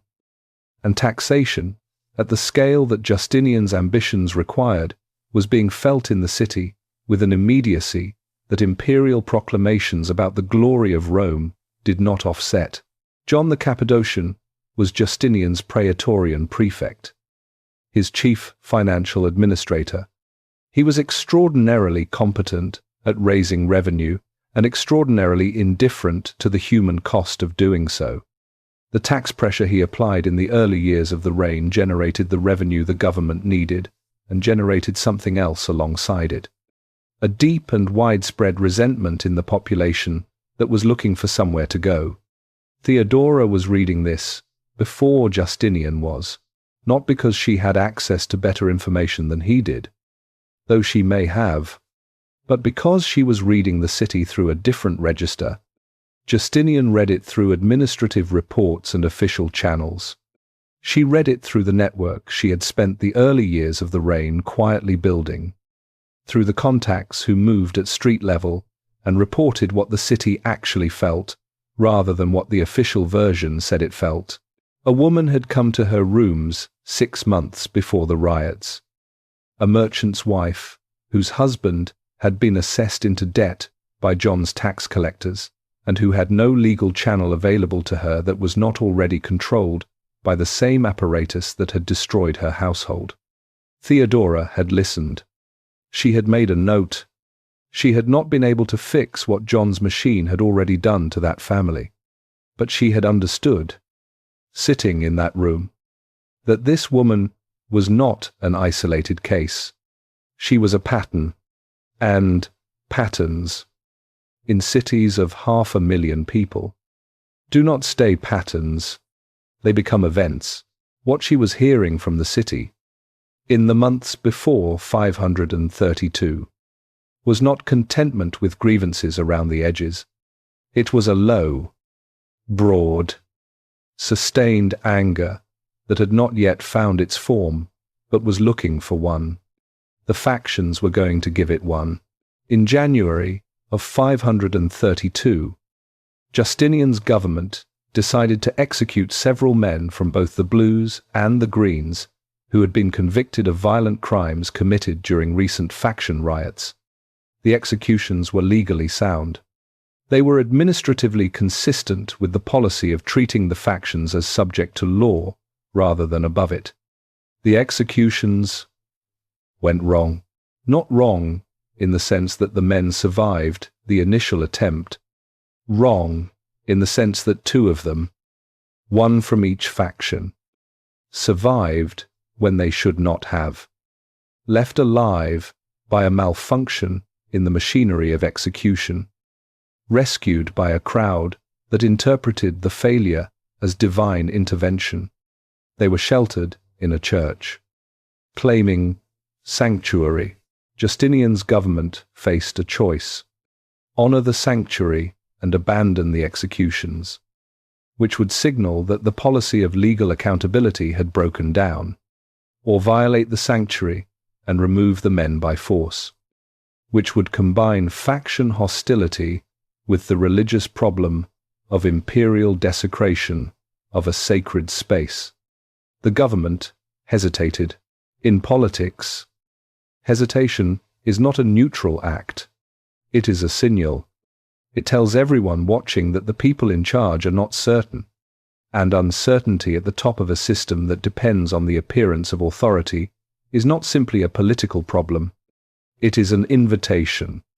On January 13th, 532, the Hippodrome erupted. What happened that day was not, initially, a coordinated uprising. It was the convergence of multiple grievances onto a single location at a single moment. The Blues and the Greens, who had been enemies in the way that rival institutions are always enemies, suddenly found themselves chanting the same word, Nika, victory, not victory for either faction over the other, victory over the government, victory over Justinian, victory over John the Cappadocian and the tax collectors and the officials who had decided that the factions were subject to law and the city was going to pay for an emperor's ambition in territories most of them had never seen. The Hippodrome was no longer a racetrack. It was the form that the anger had been looking for. And in the palace above the city. As the smoke began to rise, and the sound of 100,000 voices saying one word penetrated the walls of the kathisma and the corridors of the imperial residence, the most powerful couple in the world was about to discover what power actually meant when it was tested, not by a foreign army with generals and battle plans, by a city that had simply had enough. Chapter 9, Nika, January 14th, 532. The city is burning, not metaphorically, not as an expression of political temperature or popular anger, actually burning. The fire that started in the Hippodrome area on the first day of the riots has spread through the nights and the days that followed, consuming buildings that have stood for generations, destroying the original Hagia Sophia, gutting the public baths, eating through the administrative buildings that housed the machinery of the empire's daily governance. The smell of smoke is everywhere in Constantinople. The light during the day has a wrong quality to it, orange and heavy, the kind of light that belongs to a different kind of day than the one people thought they were going to have when they woke up 5 days ago. 5 days. That is how long the Nika riots have been running by the time the scene that matters most takes place. 5 days of violence and fire, and the specific paralysis that descends on governments when the instrument they normally use to suppress disorder is either insufficient for the scale of what has happened, worse, of uncertain loyalty. The situation inside the palace is not a situation that the people inside it have a framework for. Justinian has been emperor for fewer than 5 years. He has not yet had the time to build the kind of personal loyalty from the military that comes only from years of shared campaigns and demonstrated care, and the specific bond that forms between soldiers and the commander who has proven himself alongside them. He has generals. He has troops. But the relationship between the emperor and his army in 532 is still largely transactional, and transactional relationships have a known vulnerability. They hold as long as the transaction seems worth it. What makes the situation worse is that the riots have given the opposition a candidate. Hypatius is the nephew of a former emperor, Anastasius, and therefore carries a bloodline claim to the throne that is more than symbolic. He is not, by any account, an impressive man. He is not a military commander of distinction or a political figure of particular capability, but he is available, and he is present, and he is the kind of person that a crowd looking for a legitimate alternative to the current emperor can dress in the purple and carry to the Hippodrome and declare emperor with something that resembles constitutional standing. This has happened. Hypatius is in the Hippodrome. The crowd that has been chanting Nika for 5 days is now chanting his name. Constantinople has, in the specific Byzantine sense of the word, a second emperor. Inside the palace, the council has been meeting. The council is not a formal body with a fixed membership. It is whoever Justinian has called together to help him think through what is happening and what to do about it. Generals, senior officials, men who have spent their careers inside the machinery of imperial power and who have, presumably, the experience and the judgment to help navigate a crisis of this magnitude. What they have produced, after 5 days of burning and the elevation of Hypatius, is a recommendation. Leave. The ships are ready. The treasury can be loaded. The imperial family and the court can be on the water before the crowd in the Hippodrome has finished celebrating the coronation of their new emperor. Justinian can go to one of the other imperial territories. Regroup, rebuild, return with a larger force when the moment is more favorable. This is not a cowardly recommendation. It is a rational one, justified by precedent, by the military situation.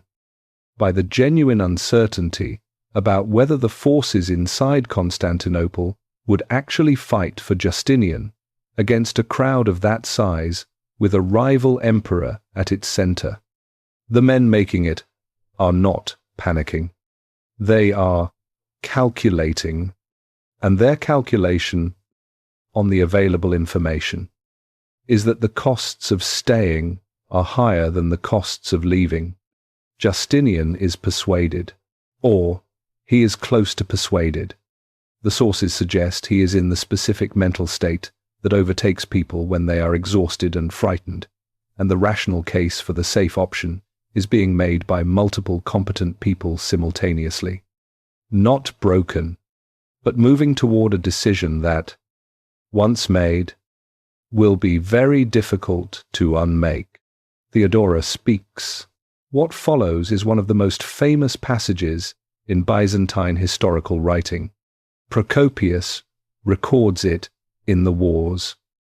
The official history, the public version, which means this is not from the secret history, not from the account designed to destroy her, but from the account written for the record, for posterity, for the version of events that the empire wanted preserved. He gives her a speech. The speech, as Procopius records it in his formal literary Greek, begins with an acknowledgement. She has been told, she says, that it is not appropriate for a woman to speak boldly among men in a moment of danger, but the moment she is in does not feel like a moment for the usual rules. Then she says it, the line, the one that survived everything, that she does not wish to flee. That flight, even if it brings safety, she finds unbearable, and that if the emperor wishes to save himself, the treasury is at hand, the sea is near, and the ships are ready.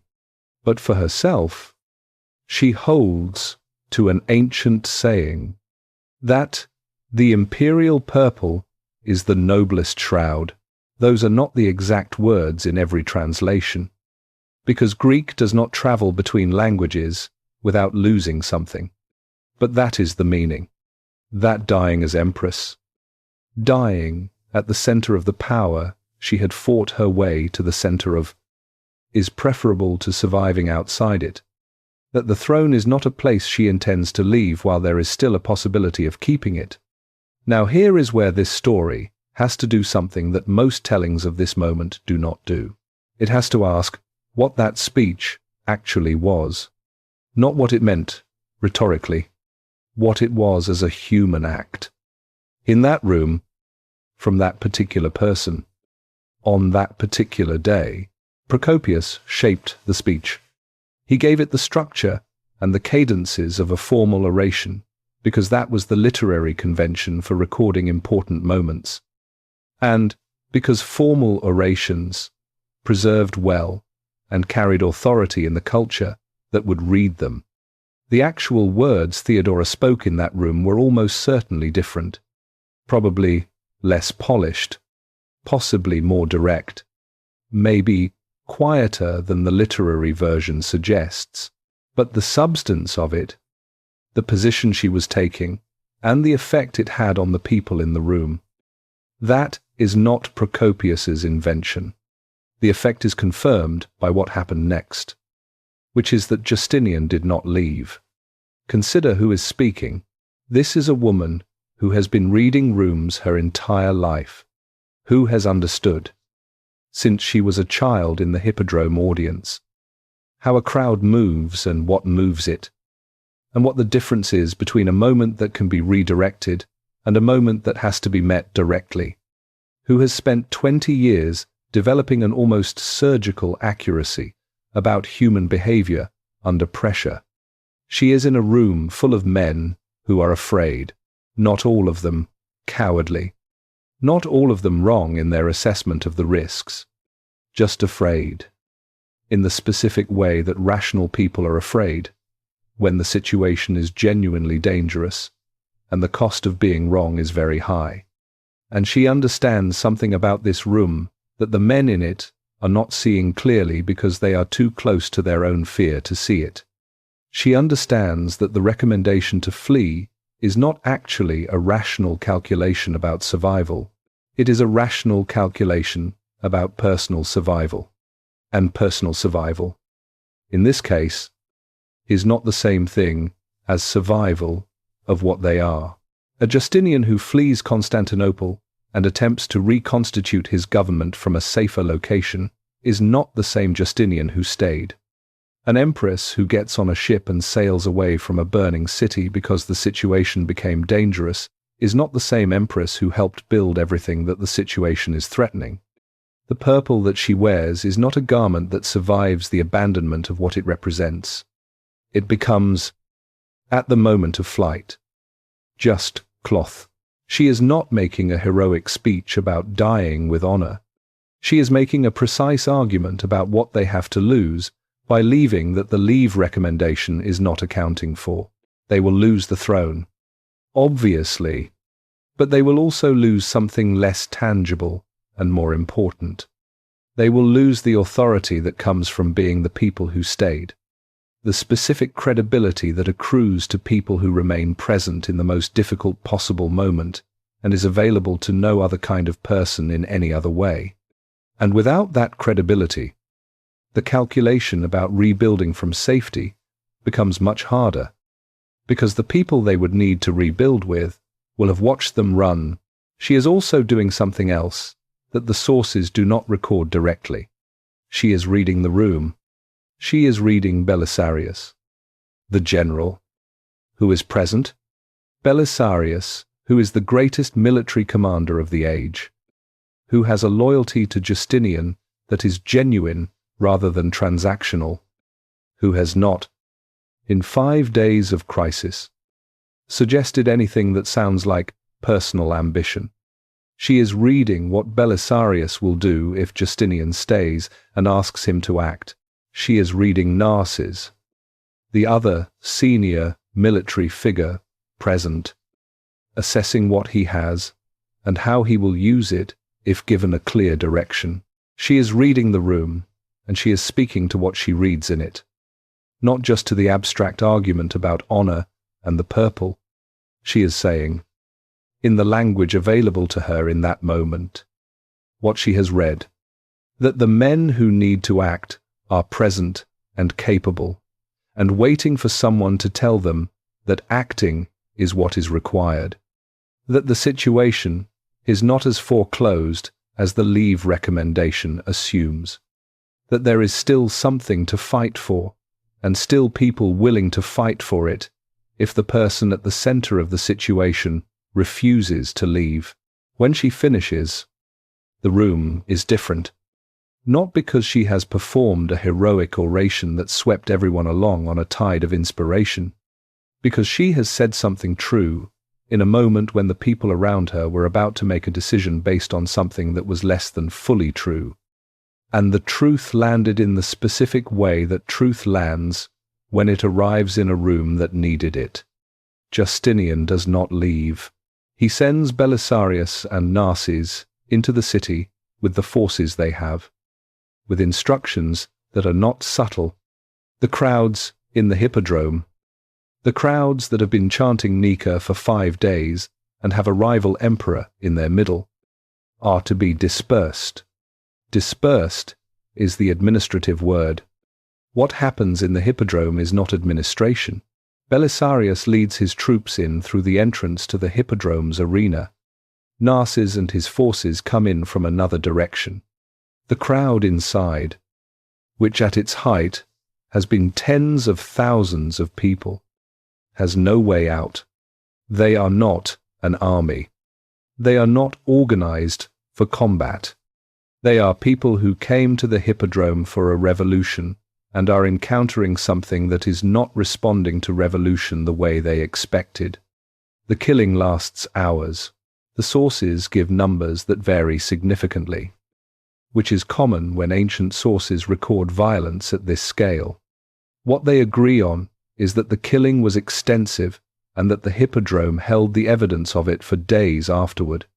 Somewhere between 20,000 and 30,000 people By the range of estimates that historians have examined, the Hippodrome, which has held the voice of Constantinople for centuries, which has been the place where the city spoke to its emperors, and its emperors appeared before their city, is full of bodies before the day is over.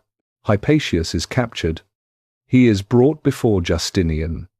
He protests that he had been taken by the crowd against his will, that he had not sought the purple, that he was not a rebel, but a victim of circumstances he did not create. Maybe. The sources do not resolve it cleanly. It does not matter. He is executed the next day. His brother with him. The Nika riots are over. Constantinople, the morning after, is a city in shock. Not the shock of defeat exactly.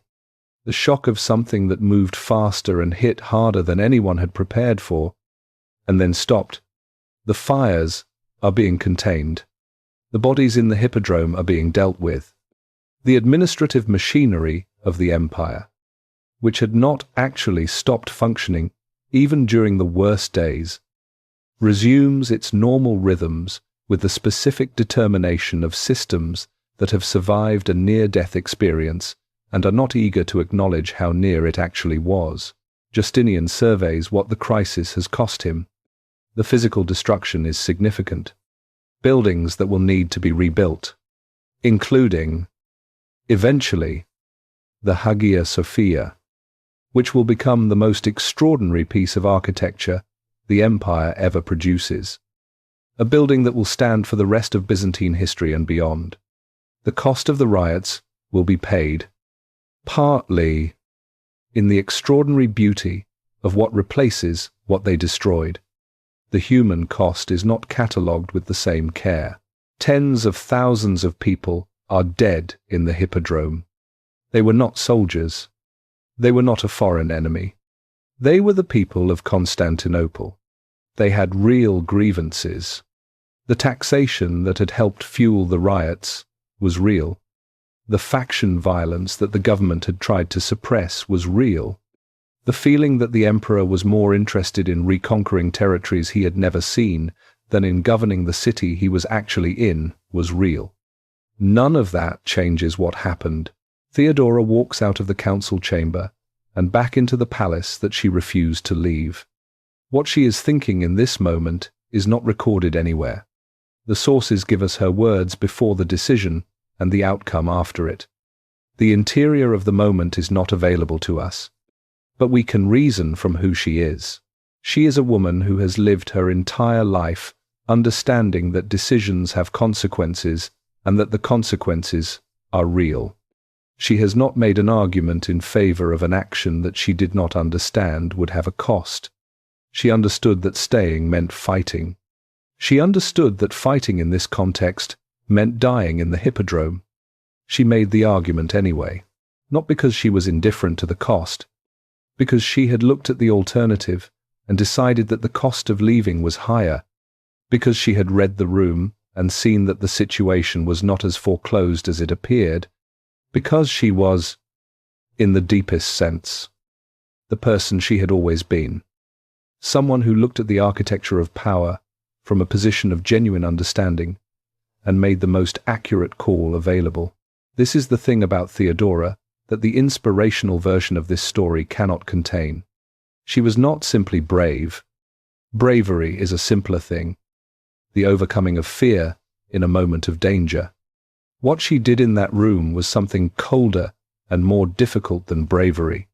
She was right, and being right, in this case, meant being the person who made the argument that led to tens of thousands of deaths in the Hippodrome.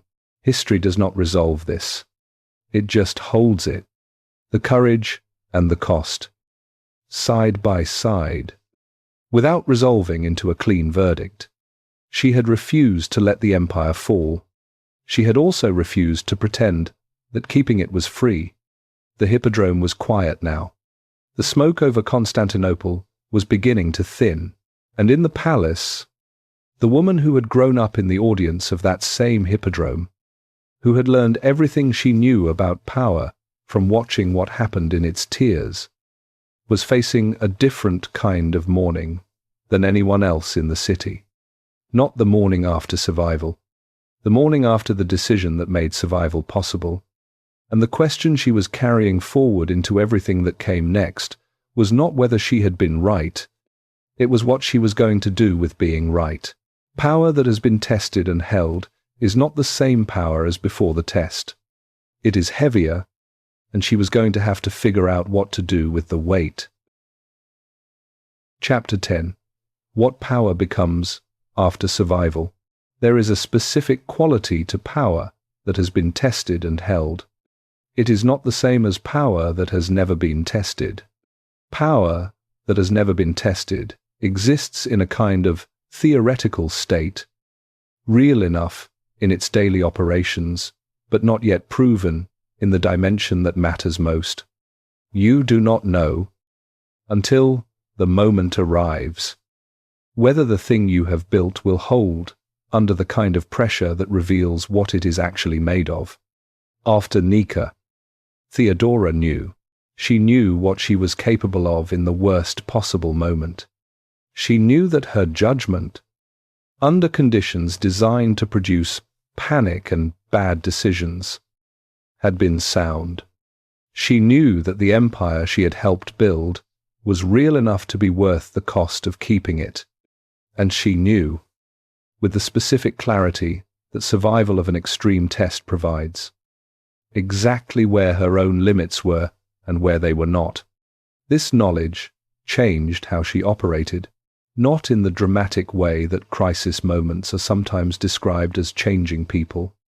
The before and after of a transformation so complete that the person who emerges is unrecognizable from the person who entered.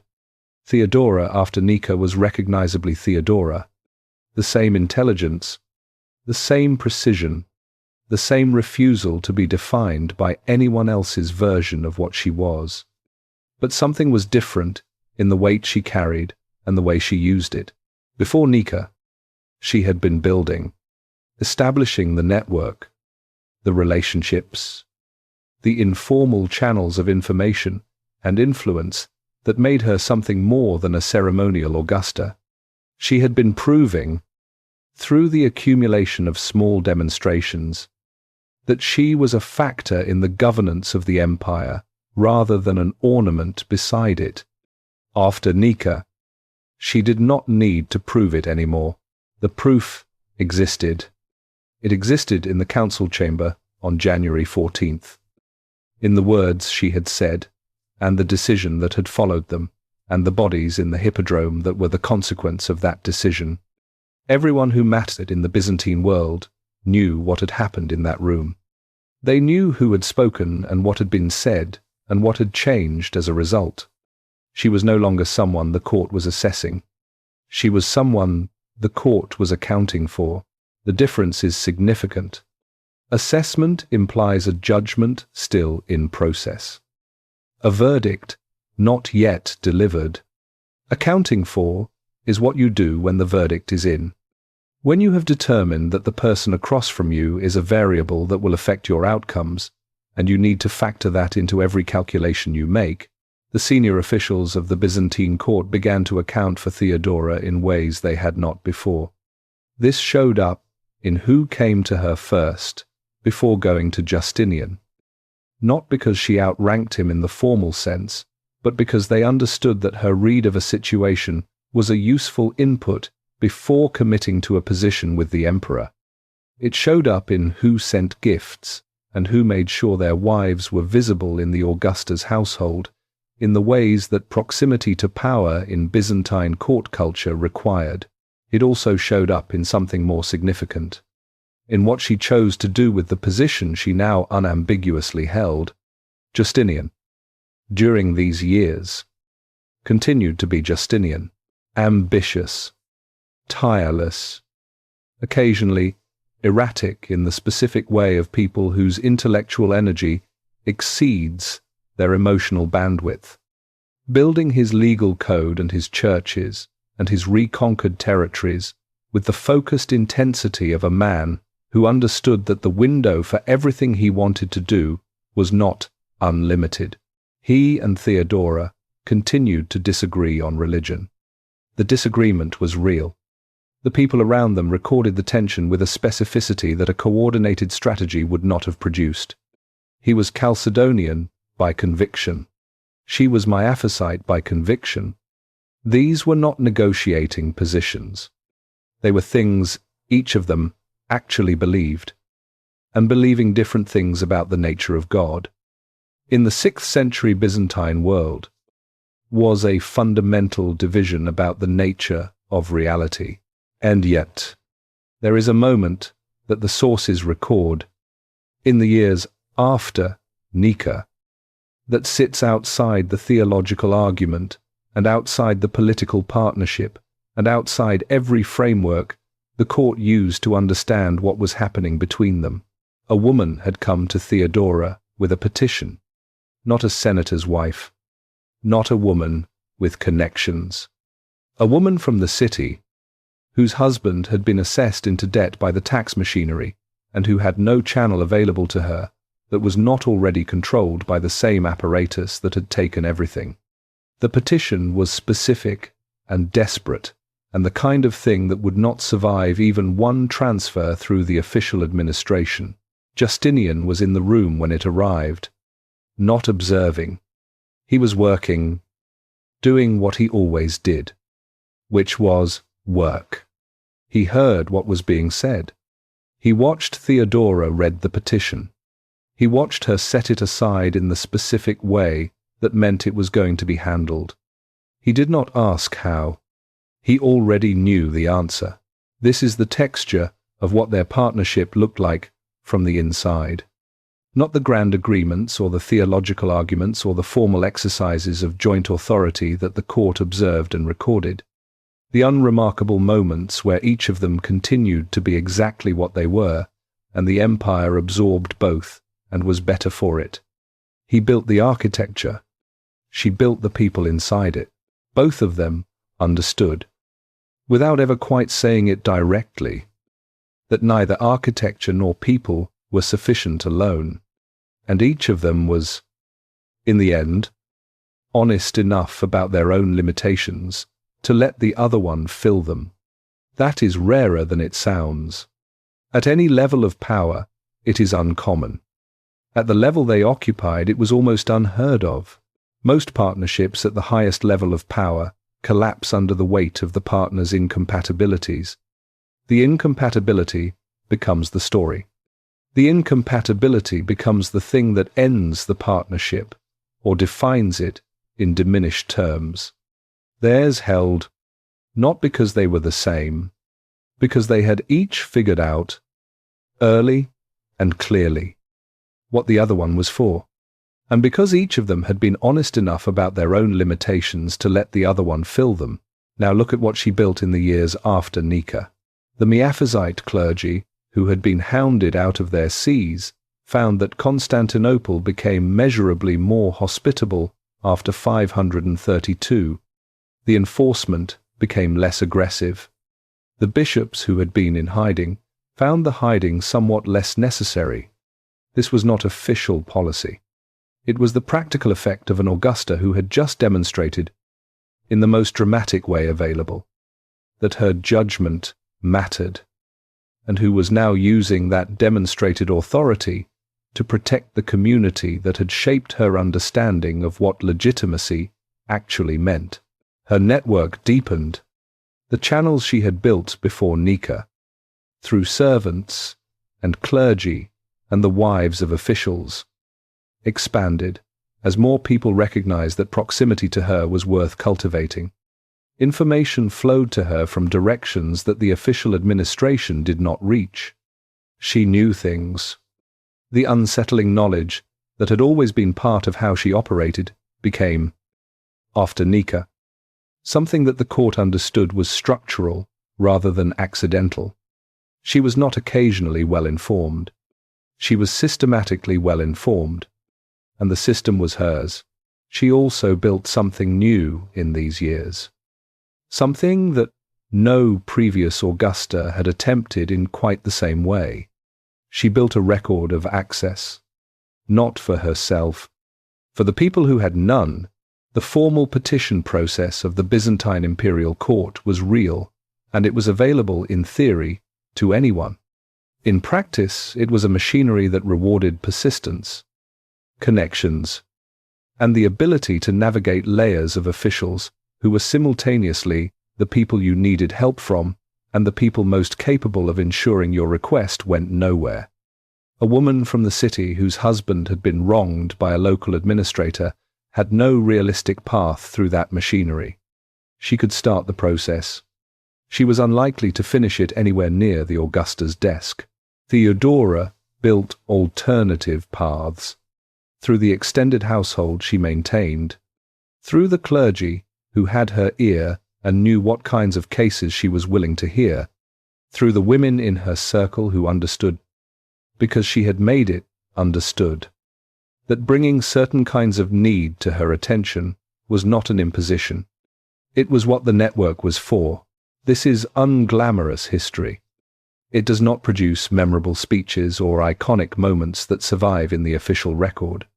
What it produces is a pattern, visible across the years of the reign, of cases resolved and situations addressed that had no obvious official channel through which resolution could have arrived. It produces the texture of what Theodora's power actually meant to the people it reached, not the big decisions, not the council chamber, the path that existed where no path had existed before, and that her position made it possible to build and maintain. And then there is Belisarius and Antonina. This story cannot be told without spending time here, because it illustrates something important and not entirely flattering about how Theodora used the specific kind of loyalty that personal friendship represented at this level of power. Antonina was Theodora's close friend. Apparently from before either of them reached their respective positions of prominence, they had come from similar worlds. They understood each other with the particular depth that comes from shared origins in circumstances that most of the people around them in their later lives had never inhabited. Belisarius was the most important general in the empire. His campaigns in North Africa and Italy were recovering territories that Rome had lost decades before. He was militarily indispensable. He was also, in his personal life, a man whose relationship with his wife was complicated by Antonina's relationship with a young man named Theodosius, her godson, in ways that went considerably beyond what the title godmother was supposed to cover. Belisarius knew. His awareness created a crisis in his marriage and, more importantly for the empire, a friction between the general and the imperial court that had real operational consequences. Theodora protected Antonina, actively and at some cost. When Belisarius moved against his wife, Theodora intervened. She used the influence she had over appointments and access to constrain his ability to act against Antonina, to make clear that attacking the Augusta's friend had consequences that extended beyond the personal marriage. This was not an exercise in justice. This was an exercise in loyalty as political resource. Antonina was her friend. Friendship at that level of power was worth protecting because it was scarce and because the specific kind of trust it represented could not be replaced by any formal arrangement. But protecting Antonina meant complicating Belisarius. It meant that the empire's greatest general was, for a period, a deeply unhappy man operating under constraints that the purely military record does not explain. The Italian campaign in the years after Nika suffered from a general whose attention was divided and whose relationship with the imperial court was strained in ways that had real operational costs. Theodora had created those costs. She had protected her friend, and in doing so, she had imposed those costs on people who had nothing to do with the personal relationship being protected. This is the part of her power that the inspirational narrative cannot contain. She was not only the Augusta who built channels for the vulnerable, she was also the Augusta who used imperial influence in service of personal loyalty in ways that had consequences for people far removed from the personal situation. Both of these things were real. Both of them are her. The years between Nika and the middle 500s and 40s were the fullest expression of what Theodora had been building since she returned from Alexandria. The network, the protected communities, the alternative paths for people without official ones. The partnership with Justinian, that was more than a marriage and more than a political alliance, and more than either of them could have been separately. She had survived the test. She had held the power that the test had clarified, and she was using it in every direction available to her simultaneously, for purposes both selfless and self-serving, for people both deserving and simply close to her, with the specific moral complexity of someone who has genuine values and genuine loyalties, and who has never pretended that the two always pointed in the same direction. She was not a saint, dispensing justice from above. She was a person doing what people do when they have power and history and relationships and convictions all pressing on them at the same time.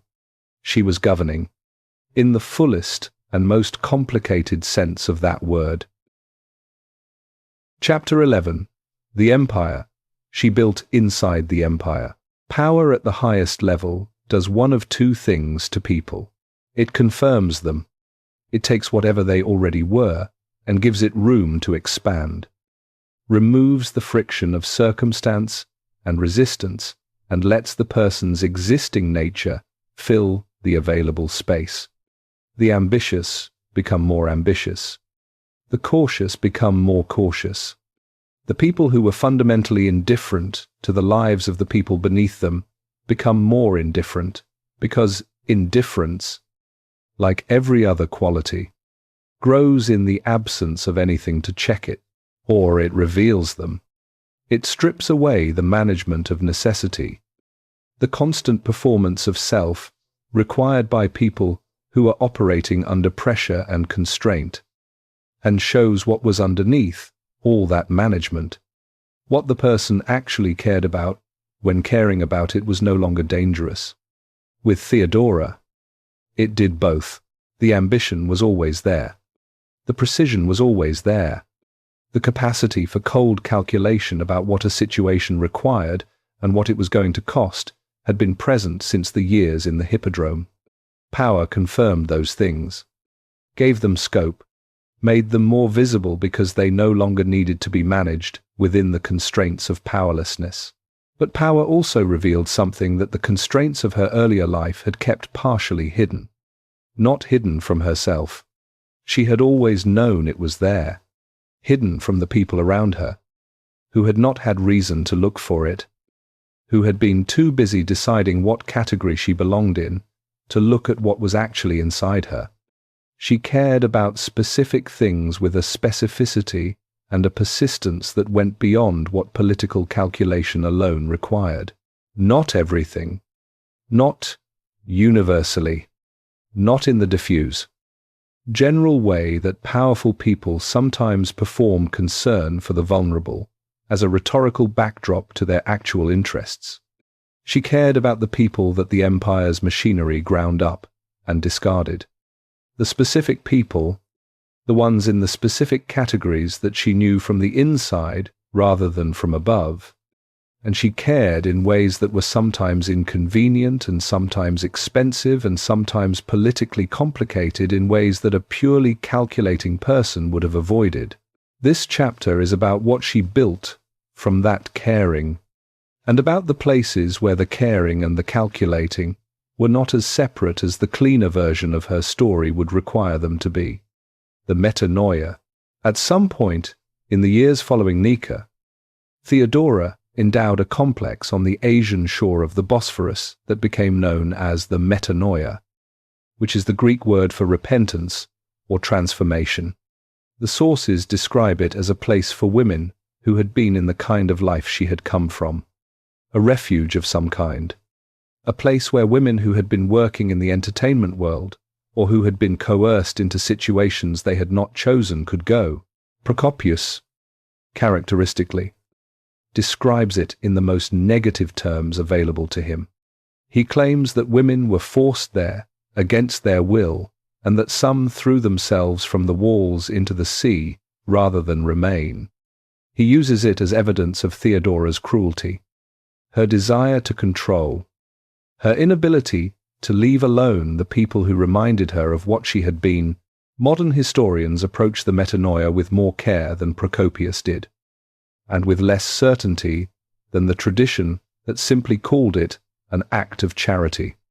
What the evidence supports is that it existed, that it was associated with Theodora's patronage, and that it occupied a genuinely ambiguous space between protection and control that 6th century Byzantine culture did not have the framework to fully resolve. The ambiguity is worth sitting inside, rather than resolving in one direction or the other. A woman who had spent years in the world that the metanoia was designed to address understood something about that world that philanthropists who have never been inside it do not. She understood that rescue, in that context, was not always experienced as rescue by the people being rescued. She understood that the choice between a difficult freedom and a managed safety was a real choice, and that different people would make it differently.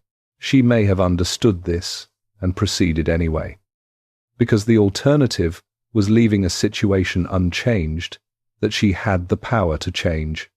She may have understood it imperfectly, because the urgency of what she was trying to fix overwhelmed the complexity of how she was fixing it. Both of these things could be true simultaneously about the same person in the same decision, and often are. What we know is that she built it, and that building it cost her something beyond money.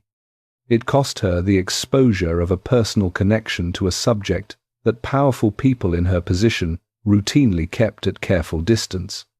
She could have written a check, metaphorically, and maintained her remove. She did not maintain her remove. She built a physical institution, attached her name to it, and made her concern for this specific population a public fact in a court that had spent years deciding what that population was worth. That is a choice.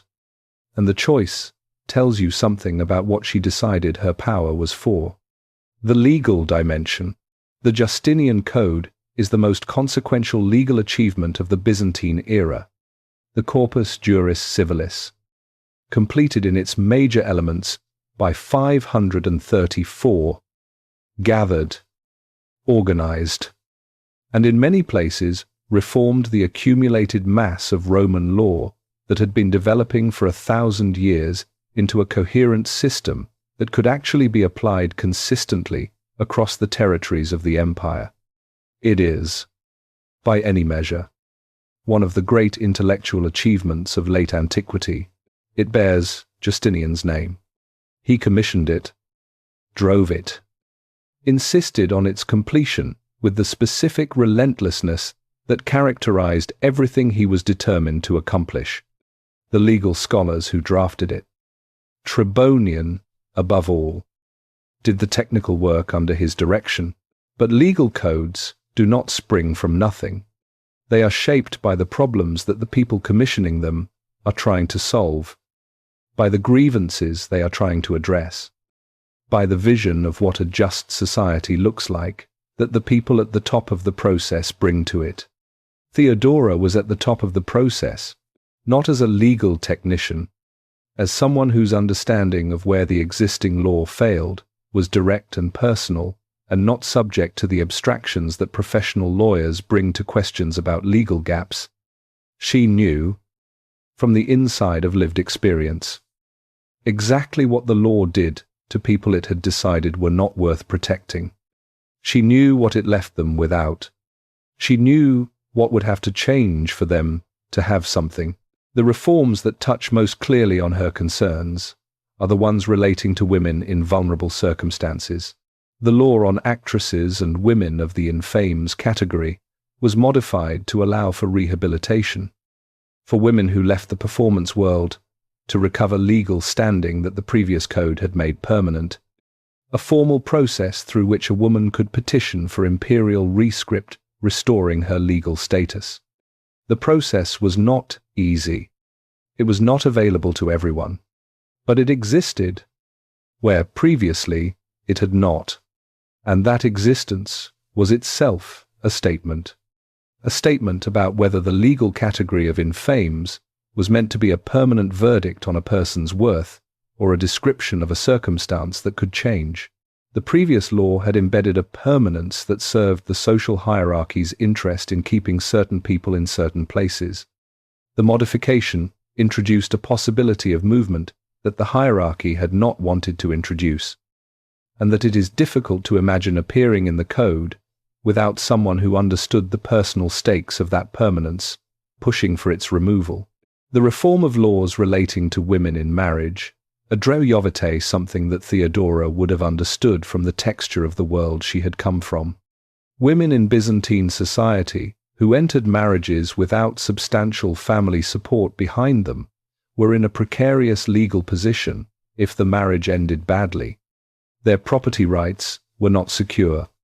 Their ability to leave a bad marriage without losing the economic basis of their lives was severely constrained. The reforms strengthened their position, particularly around the protection of the dowry and the rights of widows with children. The reform relating to the abduction and coercion of women was the most direct. It criminalized the practice more explicitly than previous law had, specified more serious penalties, and removed certain legal disabilities that had previously attached to women who had been in prostitution, regardless of whether they had entered that situation by choice.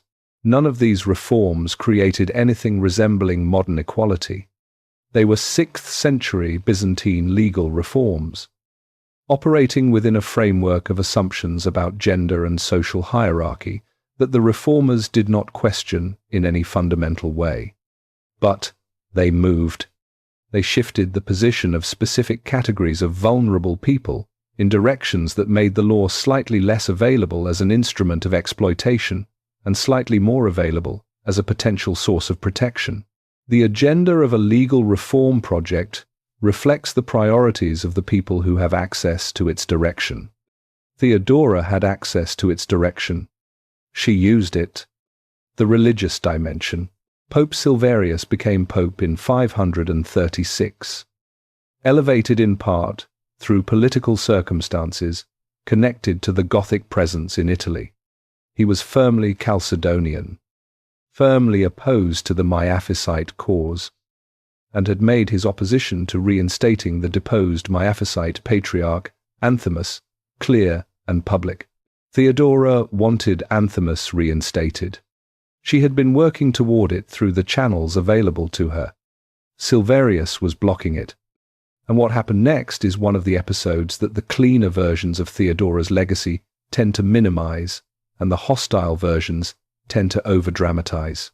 She used the access she had to Belisarius, who was commanding Roman forces in Italy, to create the conditions for Silverius's removal from the papal throne.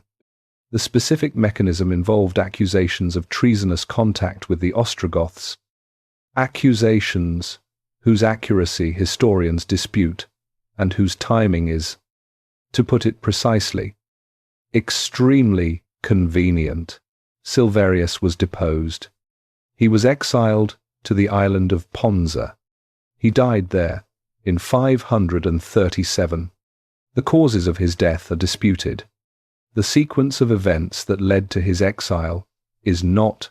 His successor was Vigilius, a man who had corresponded with Theodora before his elevation, who had made commitments about his theological position that were more favorable to the Miaphysite cause, and whose rise to the papacy followed the removal of Silverius with a timing that requires no significant analytical effort to connect.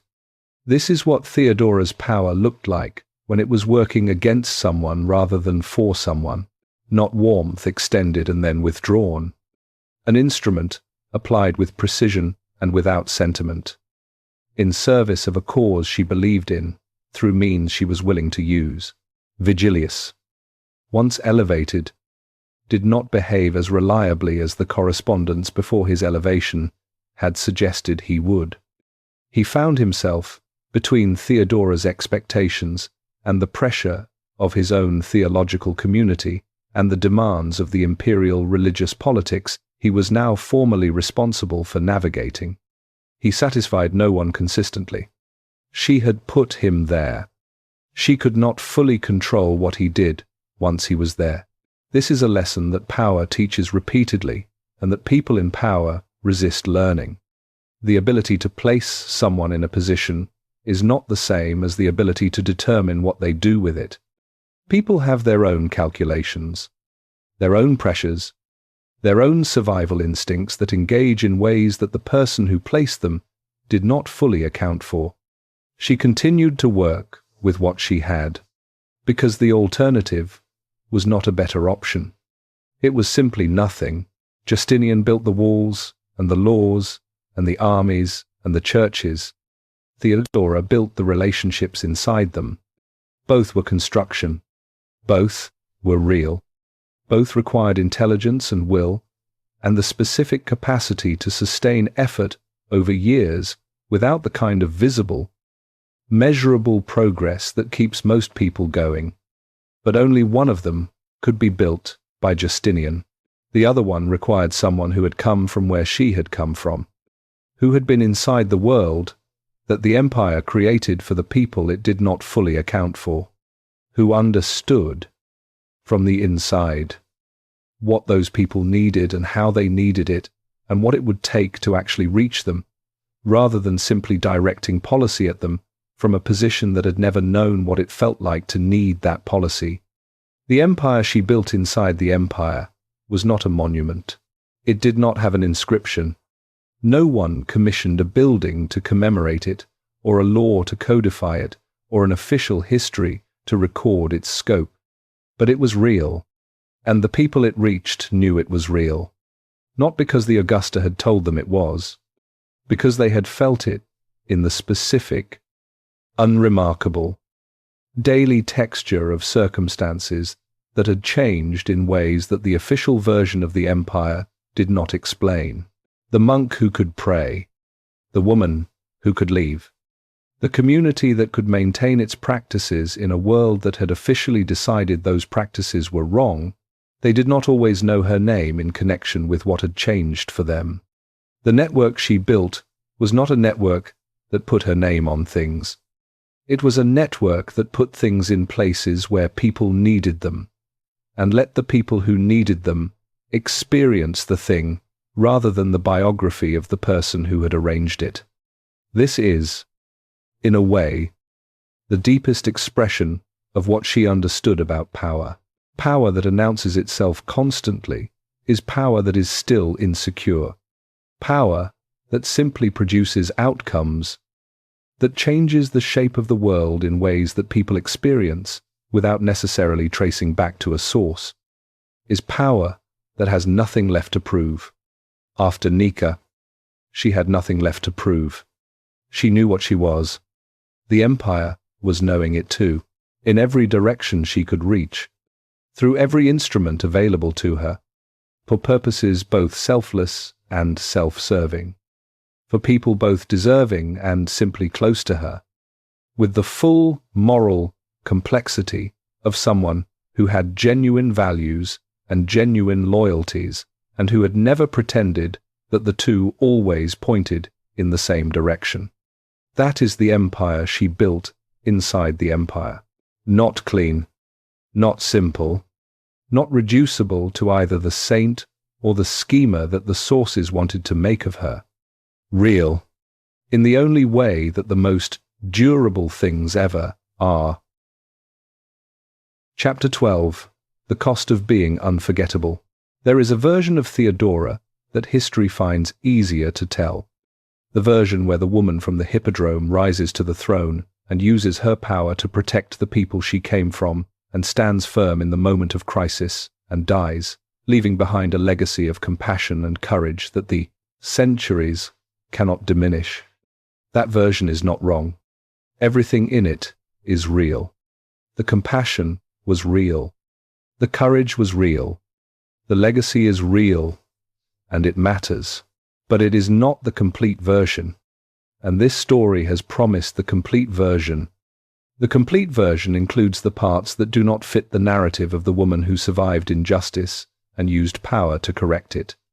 It includes the parts that look, in the honest light of historical examination, like something harder to categorize, like power being used not to correct injustice, but to serve interests that were not always distinguishable from justice and were sometimes clearly not. It includes the cost, not the cost she paid, the cost others paid because of what she decided. Start with what power does to the people around it. The Byzantine court under Justinian and Theodora was an environment of extraordinary anxiety. This is not unique to their reign. Byzantine court culture was structurally an anxious environment. The proximity to absolute power created conditions where the distance between imperial favor and imperial displeasure was short, and the consequences of the latter could be severe.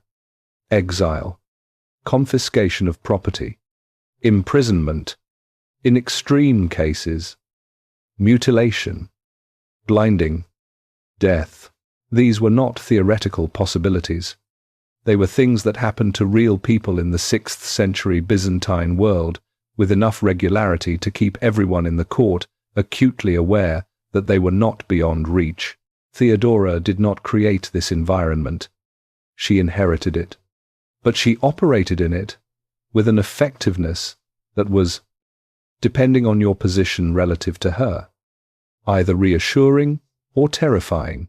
The people who were with her had a protector of unusual capability. The people who were against her had an opponent of unusual persistence. And the people who were simply in her vicinity when a calculation required that they be moved or removed found that the machinery of imperial power operated with a precision in their cases that was difficult to attribute to accident. John the Cappadocian. John was Justinian's praetorian prefect, his chief financial administrator, the man most directly responsible for generating the revenue that Justinian's military ambitions required. He was brilliant at extraction. He knew how to find money in a system and move it to where the emperor needed it. He was also brutal about it, indifferent to the human consequences of the pressure he applied, and personally corrupt in ways that the official record tried to minimize, but that the people on the receiving end of his administration experienced directly. Theodora had a specific and personal problem with John. His tax policies had contributed to the conditions that produced the Nika riots, and Theodora had a specific and permanent relationship with what the Nika riots had cost. He was also a man of ostentatious personal behavior, who made little effort to conceal his contempt for the people around him, including the Augusta. And he was a rival power center, a man whose access to Justinian and whose control over the financial machinery of the empire gave him a weight that existed independently of her influence and sometimes in direct tension with it. She moved against him. The mechanism she used is one of the more elaborate episodes in the record of her political career. She worked through Antonina, her friend and the wife of Belisarius, to construct a situation. Antonina approached John and, in what she represented as a private conversation, suggested that Belisarius might be persuaded to support a move against Justinian if the conditions were right. John, whose own ambitions were apparently sufficiently developed that this proposal found receptive ground, responded in ways that constituted, at minimum, a failure to report what he was hearing to the emperor. Whether John actually intended to move against Justinian, or was simply unwilling to reject the possibility being carefully dangled in front of him, the recorded conversation was sufficient. In the political environment of the Byzantine court, to destroy him. He was arrested. His property was confiscated. He was eventually exiled and ended up as a minor clergyman. stripped of everything that had made him significant. Was he guilty of what he was accused of? Of actual conspiracy against Justinian? The evidence is not conclusive. The evidence that the situation which produced his downfall was constructed deliberately is considerably stronger.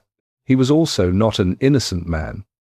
He had used his position to cause real suffering to real people, and had accumulated enemies across the empire through the specific cruelty of his administration. He had made his own situation precarious through his own behavior. Theodora did not create his vulnerability. She found it and she used it. Whether that distinction matters is a question that different people will answer differently. The point is that she made a decision. She decided that John the Cappadocian needed to be removed, and she constructed the means to remove him, and she executed it with a precision that left very little visible trace of her involvement in the official record. This is power. Not power as inspiration or protection or the building of channels for the vulnerable. Power as the capacity to decide that someone in your environment needs to be removed, and to effect that removal through whatever means are available. She had that power. She used it. The case of Pope Silverius was addressed in the previous chapter in the context of her theological commitments. But it belongs here too, in this darker accounting, because it illustrates the full range of what she was willing to do when the instrument of power was available and the cause seemed to require it. She moved against the papacy. In the 6th century world, the Bishop of Rome was the most significant religious institution in the Western Church. Theodora treated it as a piece on the board, to be managed through the same instruments of pressure and placement that she applied to secular officials. She did it without apparent hesitation. She did it through channels that gave her actions deniability, but not doubt. The willingness to engage with that level of institutional authority as simply another variable in a calculation tells you something about the scale at which she was operating by the mid-period of the reign. She was not thinking in categories that limited what she could touch. She was thinking in terms of problems and instruments. The problem was the theological policy of the Western Church. The instrument was the papal succession. She used the instrument. And then there were the prisoners. The secret history contains, amid its exaggerations and its hatreds, references to political prisoners held at Justinian's and Theodora's pleasure in conditions that were not comfortable. Some of them were people who had come into conflict with her specifically. Some were people who had simply been inconvenient to the government and whose inconvenience had been managed through removal and containment. Procopius's account here is not to be taken at face value. His numbers are inflated, and his characterizations are designed for maximum horror. But the practice itself, the use of imprisonment as a political instrument against people who had crossed the wrong lines, is not Procopius's invention. It is consistent with how Byzantine imperial power operated throughout this period and in the periods before it. What is specific to Theodora is the suggestion, supported by enough independent evidence to not be entirely dismissible, that she had people imprisoned for reasons connected to her own grievances and her own interests, rather than to any coherent theory of state necessity, that the line between using power to protect and using power to punish had blurred in the specific way it blurs, for people who have sufficient cause and sufficient means, and no one with the authority to tell them no. She had cause accumulated across a lifetime of specific grievances. She had means, absolute and largely unsupervised. The blurring was probably not as extreme as Procopius suggests. It was probably not absent. Now the illness, sometime in the mid-500s and 40s, Theodora became ill.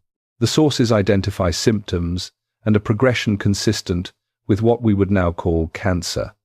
It was a disease that did not respond to the treatments available to her physicians and that progressed over what appears to have been 1 to 2 years, gradually reducing the range of what she could do and the energy with which she could do it. She did not announce her illness to the court. This is consistent with everything we know about how she understood the relationship between vulnerability and power. A ruler who broadcasts weakness invites the specific kind of attention that weakness attracts in a hierarchical system. The recalculation of positions and loyalties and future arrangements that everyone around power engages in constantly, that most of the time stays beneath the surface, but accelerates when the person at the center gives them reason to think the center will not hold. She did not give them reason. She managed the illness the way she had managed everything else that had threatened to define her on someone else's terms, not by denying it, by controlling the narrative around it as much as she could, for as long as she could. The audiences became shorter. The correspondence became more concentrated on the things that mattered most. The network she had built, tested by the need to operate with less of her direct attention, demonstrated that it had enough institutional reality to function without constant maintenance. She had built something that could partially run without her, not a monument, but a system of relationships and obligations and protected spaces that had enough weight and enough inertia to continue in her absence in ways that a purely personal network would not. In these final years, she turned more fully toward the theological commitments that had been central to her adult life. The Miaphysite clergy she had protected in the palace were her community in a way that went beyond the political. The faith she had encountered in Alexandria, the faith of the people the empire had decided were wrong, had become genuinely her own, in a way that the political utility of it does not fully explain. She was dying, and she knew it, and the thing she turned toward was not power, not the management of the court, or the maintenance of her network, or the continued deployment of the instruments she had spent her life assembling. She turned toward the faith, toward the practice of something that had been with her since Alexandria, that had survived every year of the reign, and every compromise the reign had required, and every decision she had made that the faith's own logic would not have endorsed. This is the detail that Procopius cannot contain in any of his 3 versions of her. His Theodora in the wars, his Theodora in the buildings, his Theodora in the secret history. None of those Theodoras has an interior life that is not connected to ambition or appetite or performance. None of them is a person who, at the end of things, turns toward something that is not useful. The woman in the palace, in the last years of the 500s and 40s, reduced by illness and turning toward prayer and toward the community whose faith had shaped her understanding of what mattered, is not the woman of any of his 3 books. She is someone more complicated and more recognizable, someone who built a great deal and paid for building it and is now, at the end, reckoning with what the building was for. She had protected people. She had also hurt people. She had advanced the cause of the communities she loved and removed people who got in the way of that advancement, using methods those communities would not have endorsed if they had seen them clearly. She had been a formidable partner to a formidable man and a dangerous enemy to people who had not always done enough to deserve that danger. She had been, across the entirety of her time in power, precisely what she had always been since the Hippodrome years. Someone who understood the room, someone who read it accurately and acted on what she read, sometimes for others and sometimes for herself, and most often for both simultaneously, in proportions that shifted depending on the moment, and that she was honest enough with herself not to always separate. That is who she was in the palace. That is who she was in the council chamber. That is who she was in the last rooms of the last years. smaller now, quieter, reading whatever rooms remained to her, with whatever precision the illness left her. The illness progressed. By the spring of 548, she was not leaving the palace. By early summer, she was largely confined to her rooms. The court knew, by then, that what was happening was final. The recalculation she had managed to suppress through the sheer force of her continued presence was beginning. In the careful conversations and the quiet repositioning of allegiances that courts engage in when the horizon is visible, she did not try to stop it. She had spent enough time around power to know that you cannot stop the tide from reading the weather. You can only decide how you are going to be when it arrives.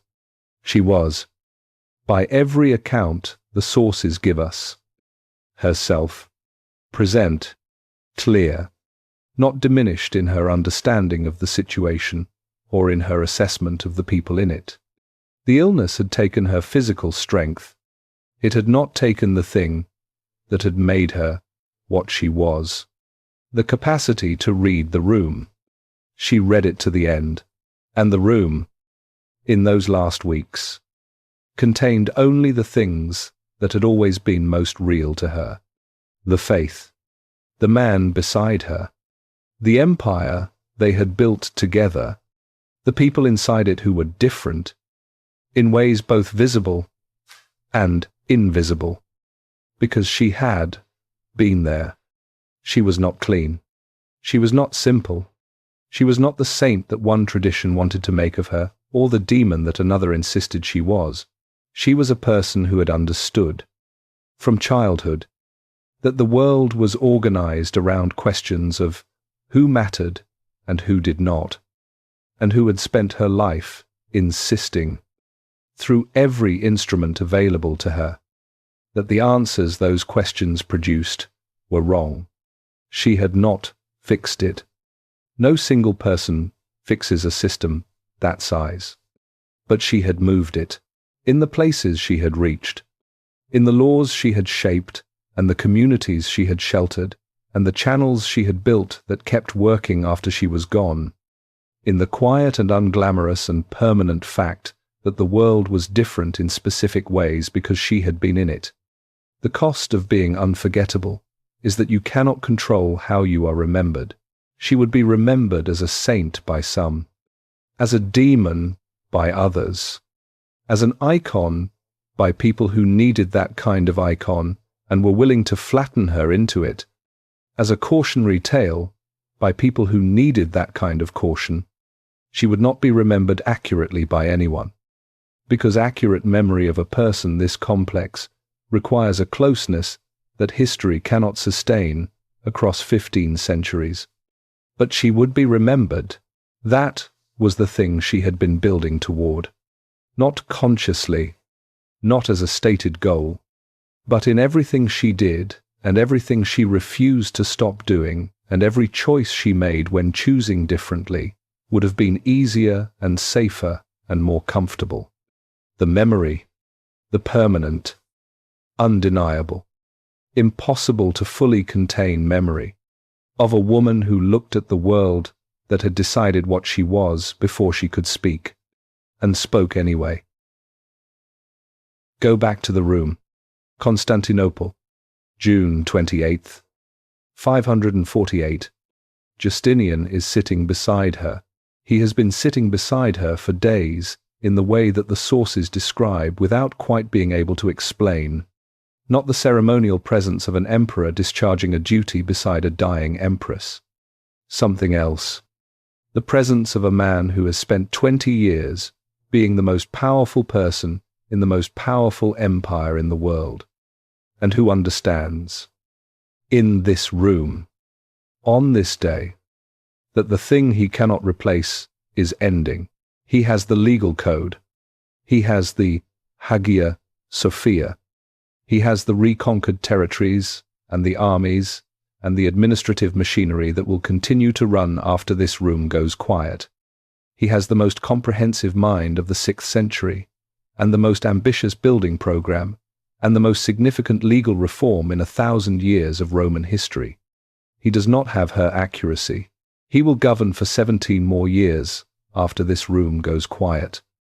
The historians who examine those years with this room in mind find something that is difficult to name but persistent, a quality of judgment that is somehow less calibrated than the judgment of the earlier period, a growing isolation from the human interior of the empire he is governing, an increasing tendency toward theological abstraction in a period that required the specific, ground-level attention to the needs of real communities that she had been providing. He became, in those 17 years, something like the ruler he might have been without her, brilliant and building, and not quite reaching the thing that would have made the building last in the way it should have lasted. And somewhere in the city, Procopius is waiting. He has been waiting for years. He has the book, the one he will not publish while Justinian still breathes, the one with everything he wanted to say about her, everything he needed to say, everything he believed would finally and permanently establish what she really was beneath the purple and the gold and the 30,000 dead in the Hippodrome and the Miaphysite monks in the palace and the legal reforms that bent the code in directions it had not wanted to go. He will never publish it. Not from cowardice. Exactly. Not from conscience, though that cannot be entirely ruled out. From something he will not fully admit to himself, even now.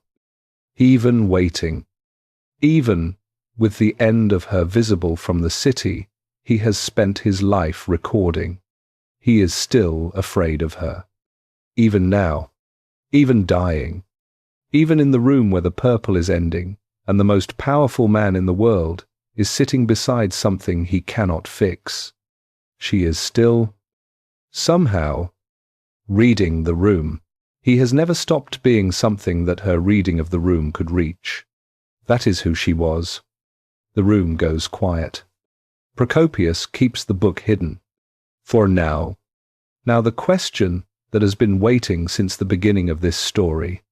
Not who was she. We have answered that. As fully as the distance of 15 centuries and the bias of every surviving source permits, the question that remains is why it matters.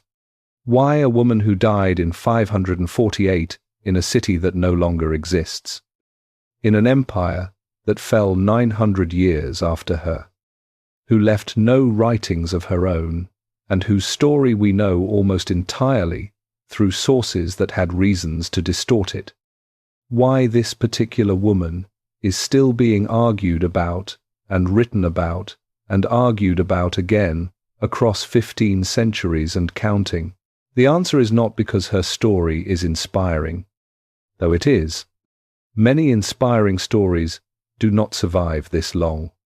The answer is not because her rise was dramatic, though it was. Dramatic rises are not in short supply in human history. The answer is something more specific. She did something that the ancient world had almost no framework for. She came from the position of the person that the system processes and discards. She learned everything about how the system actually worked from that position.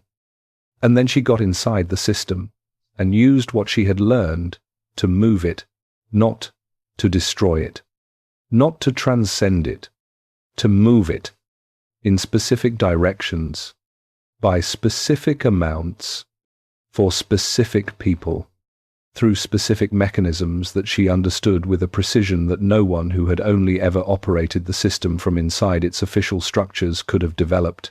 This is the thing that the distance between her origins and her destination sometimes obscures.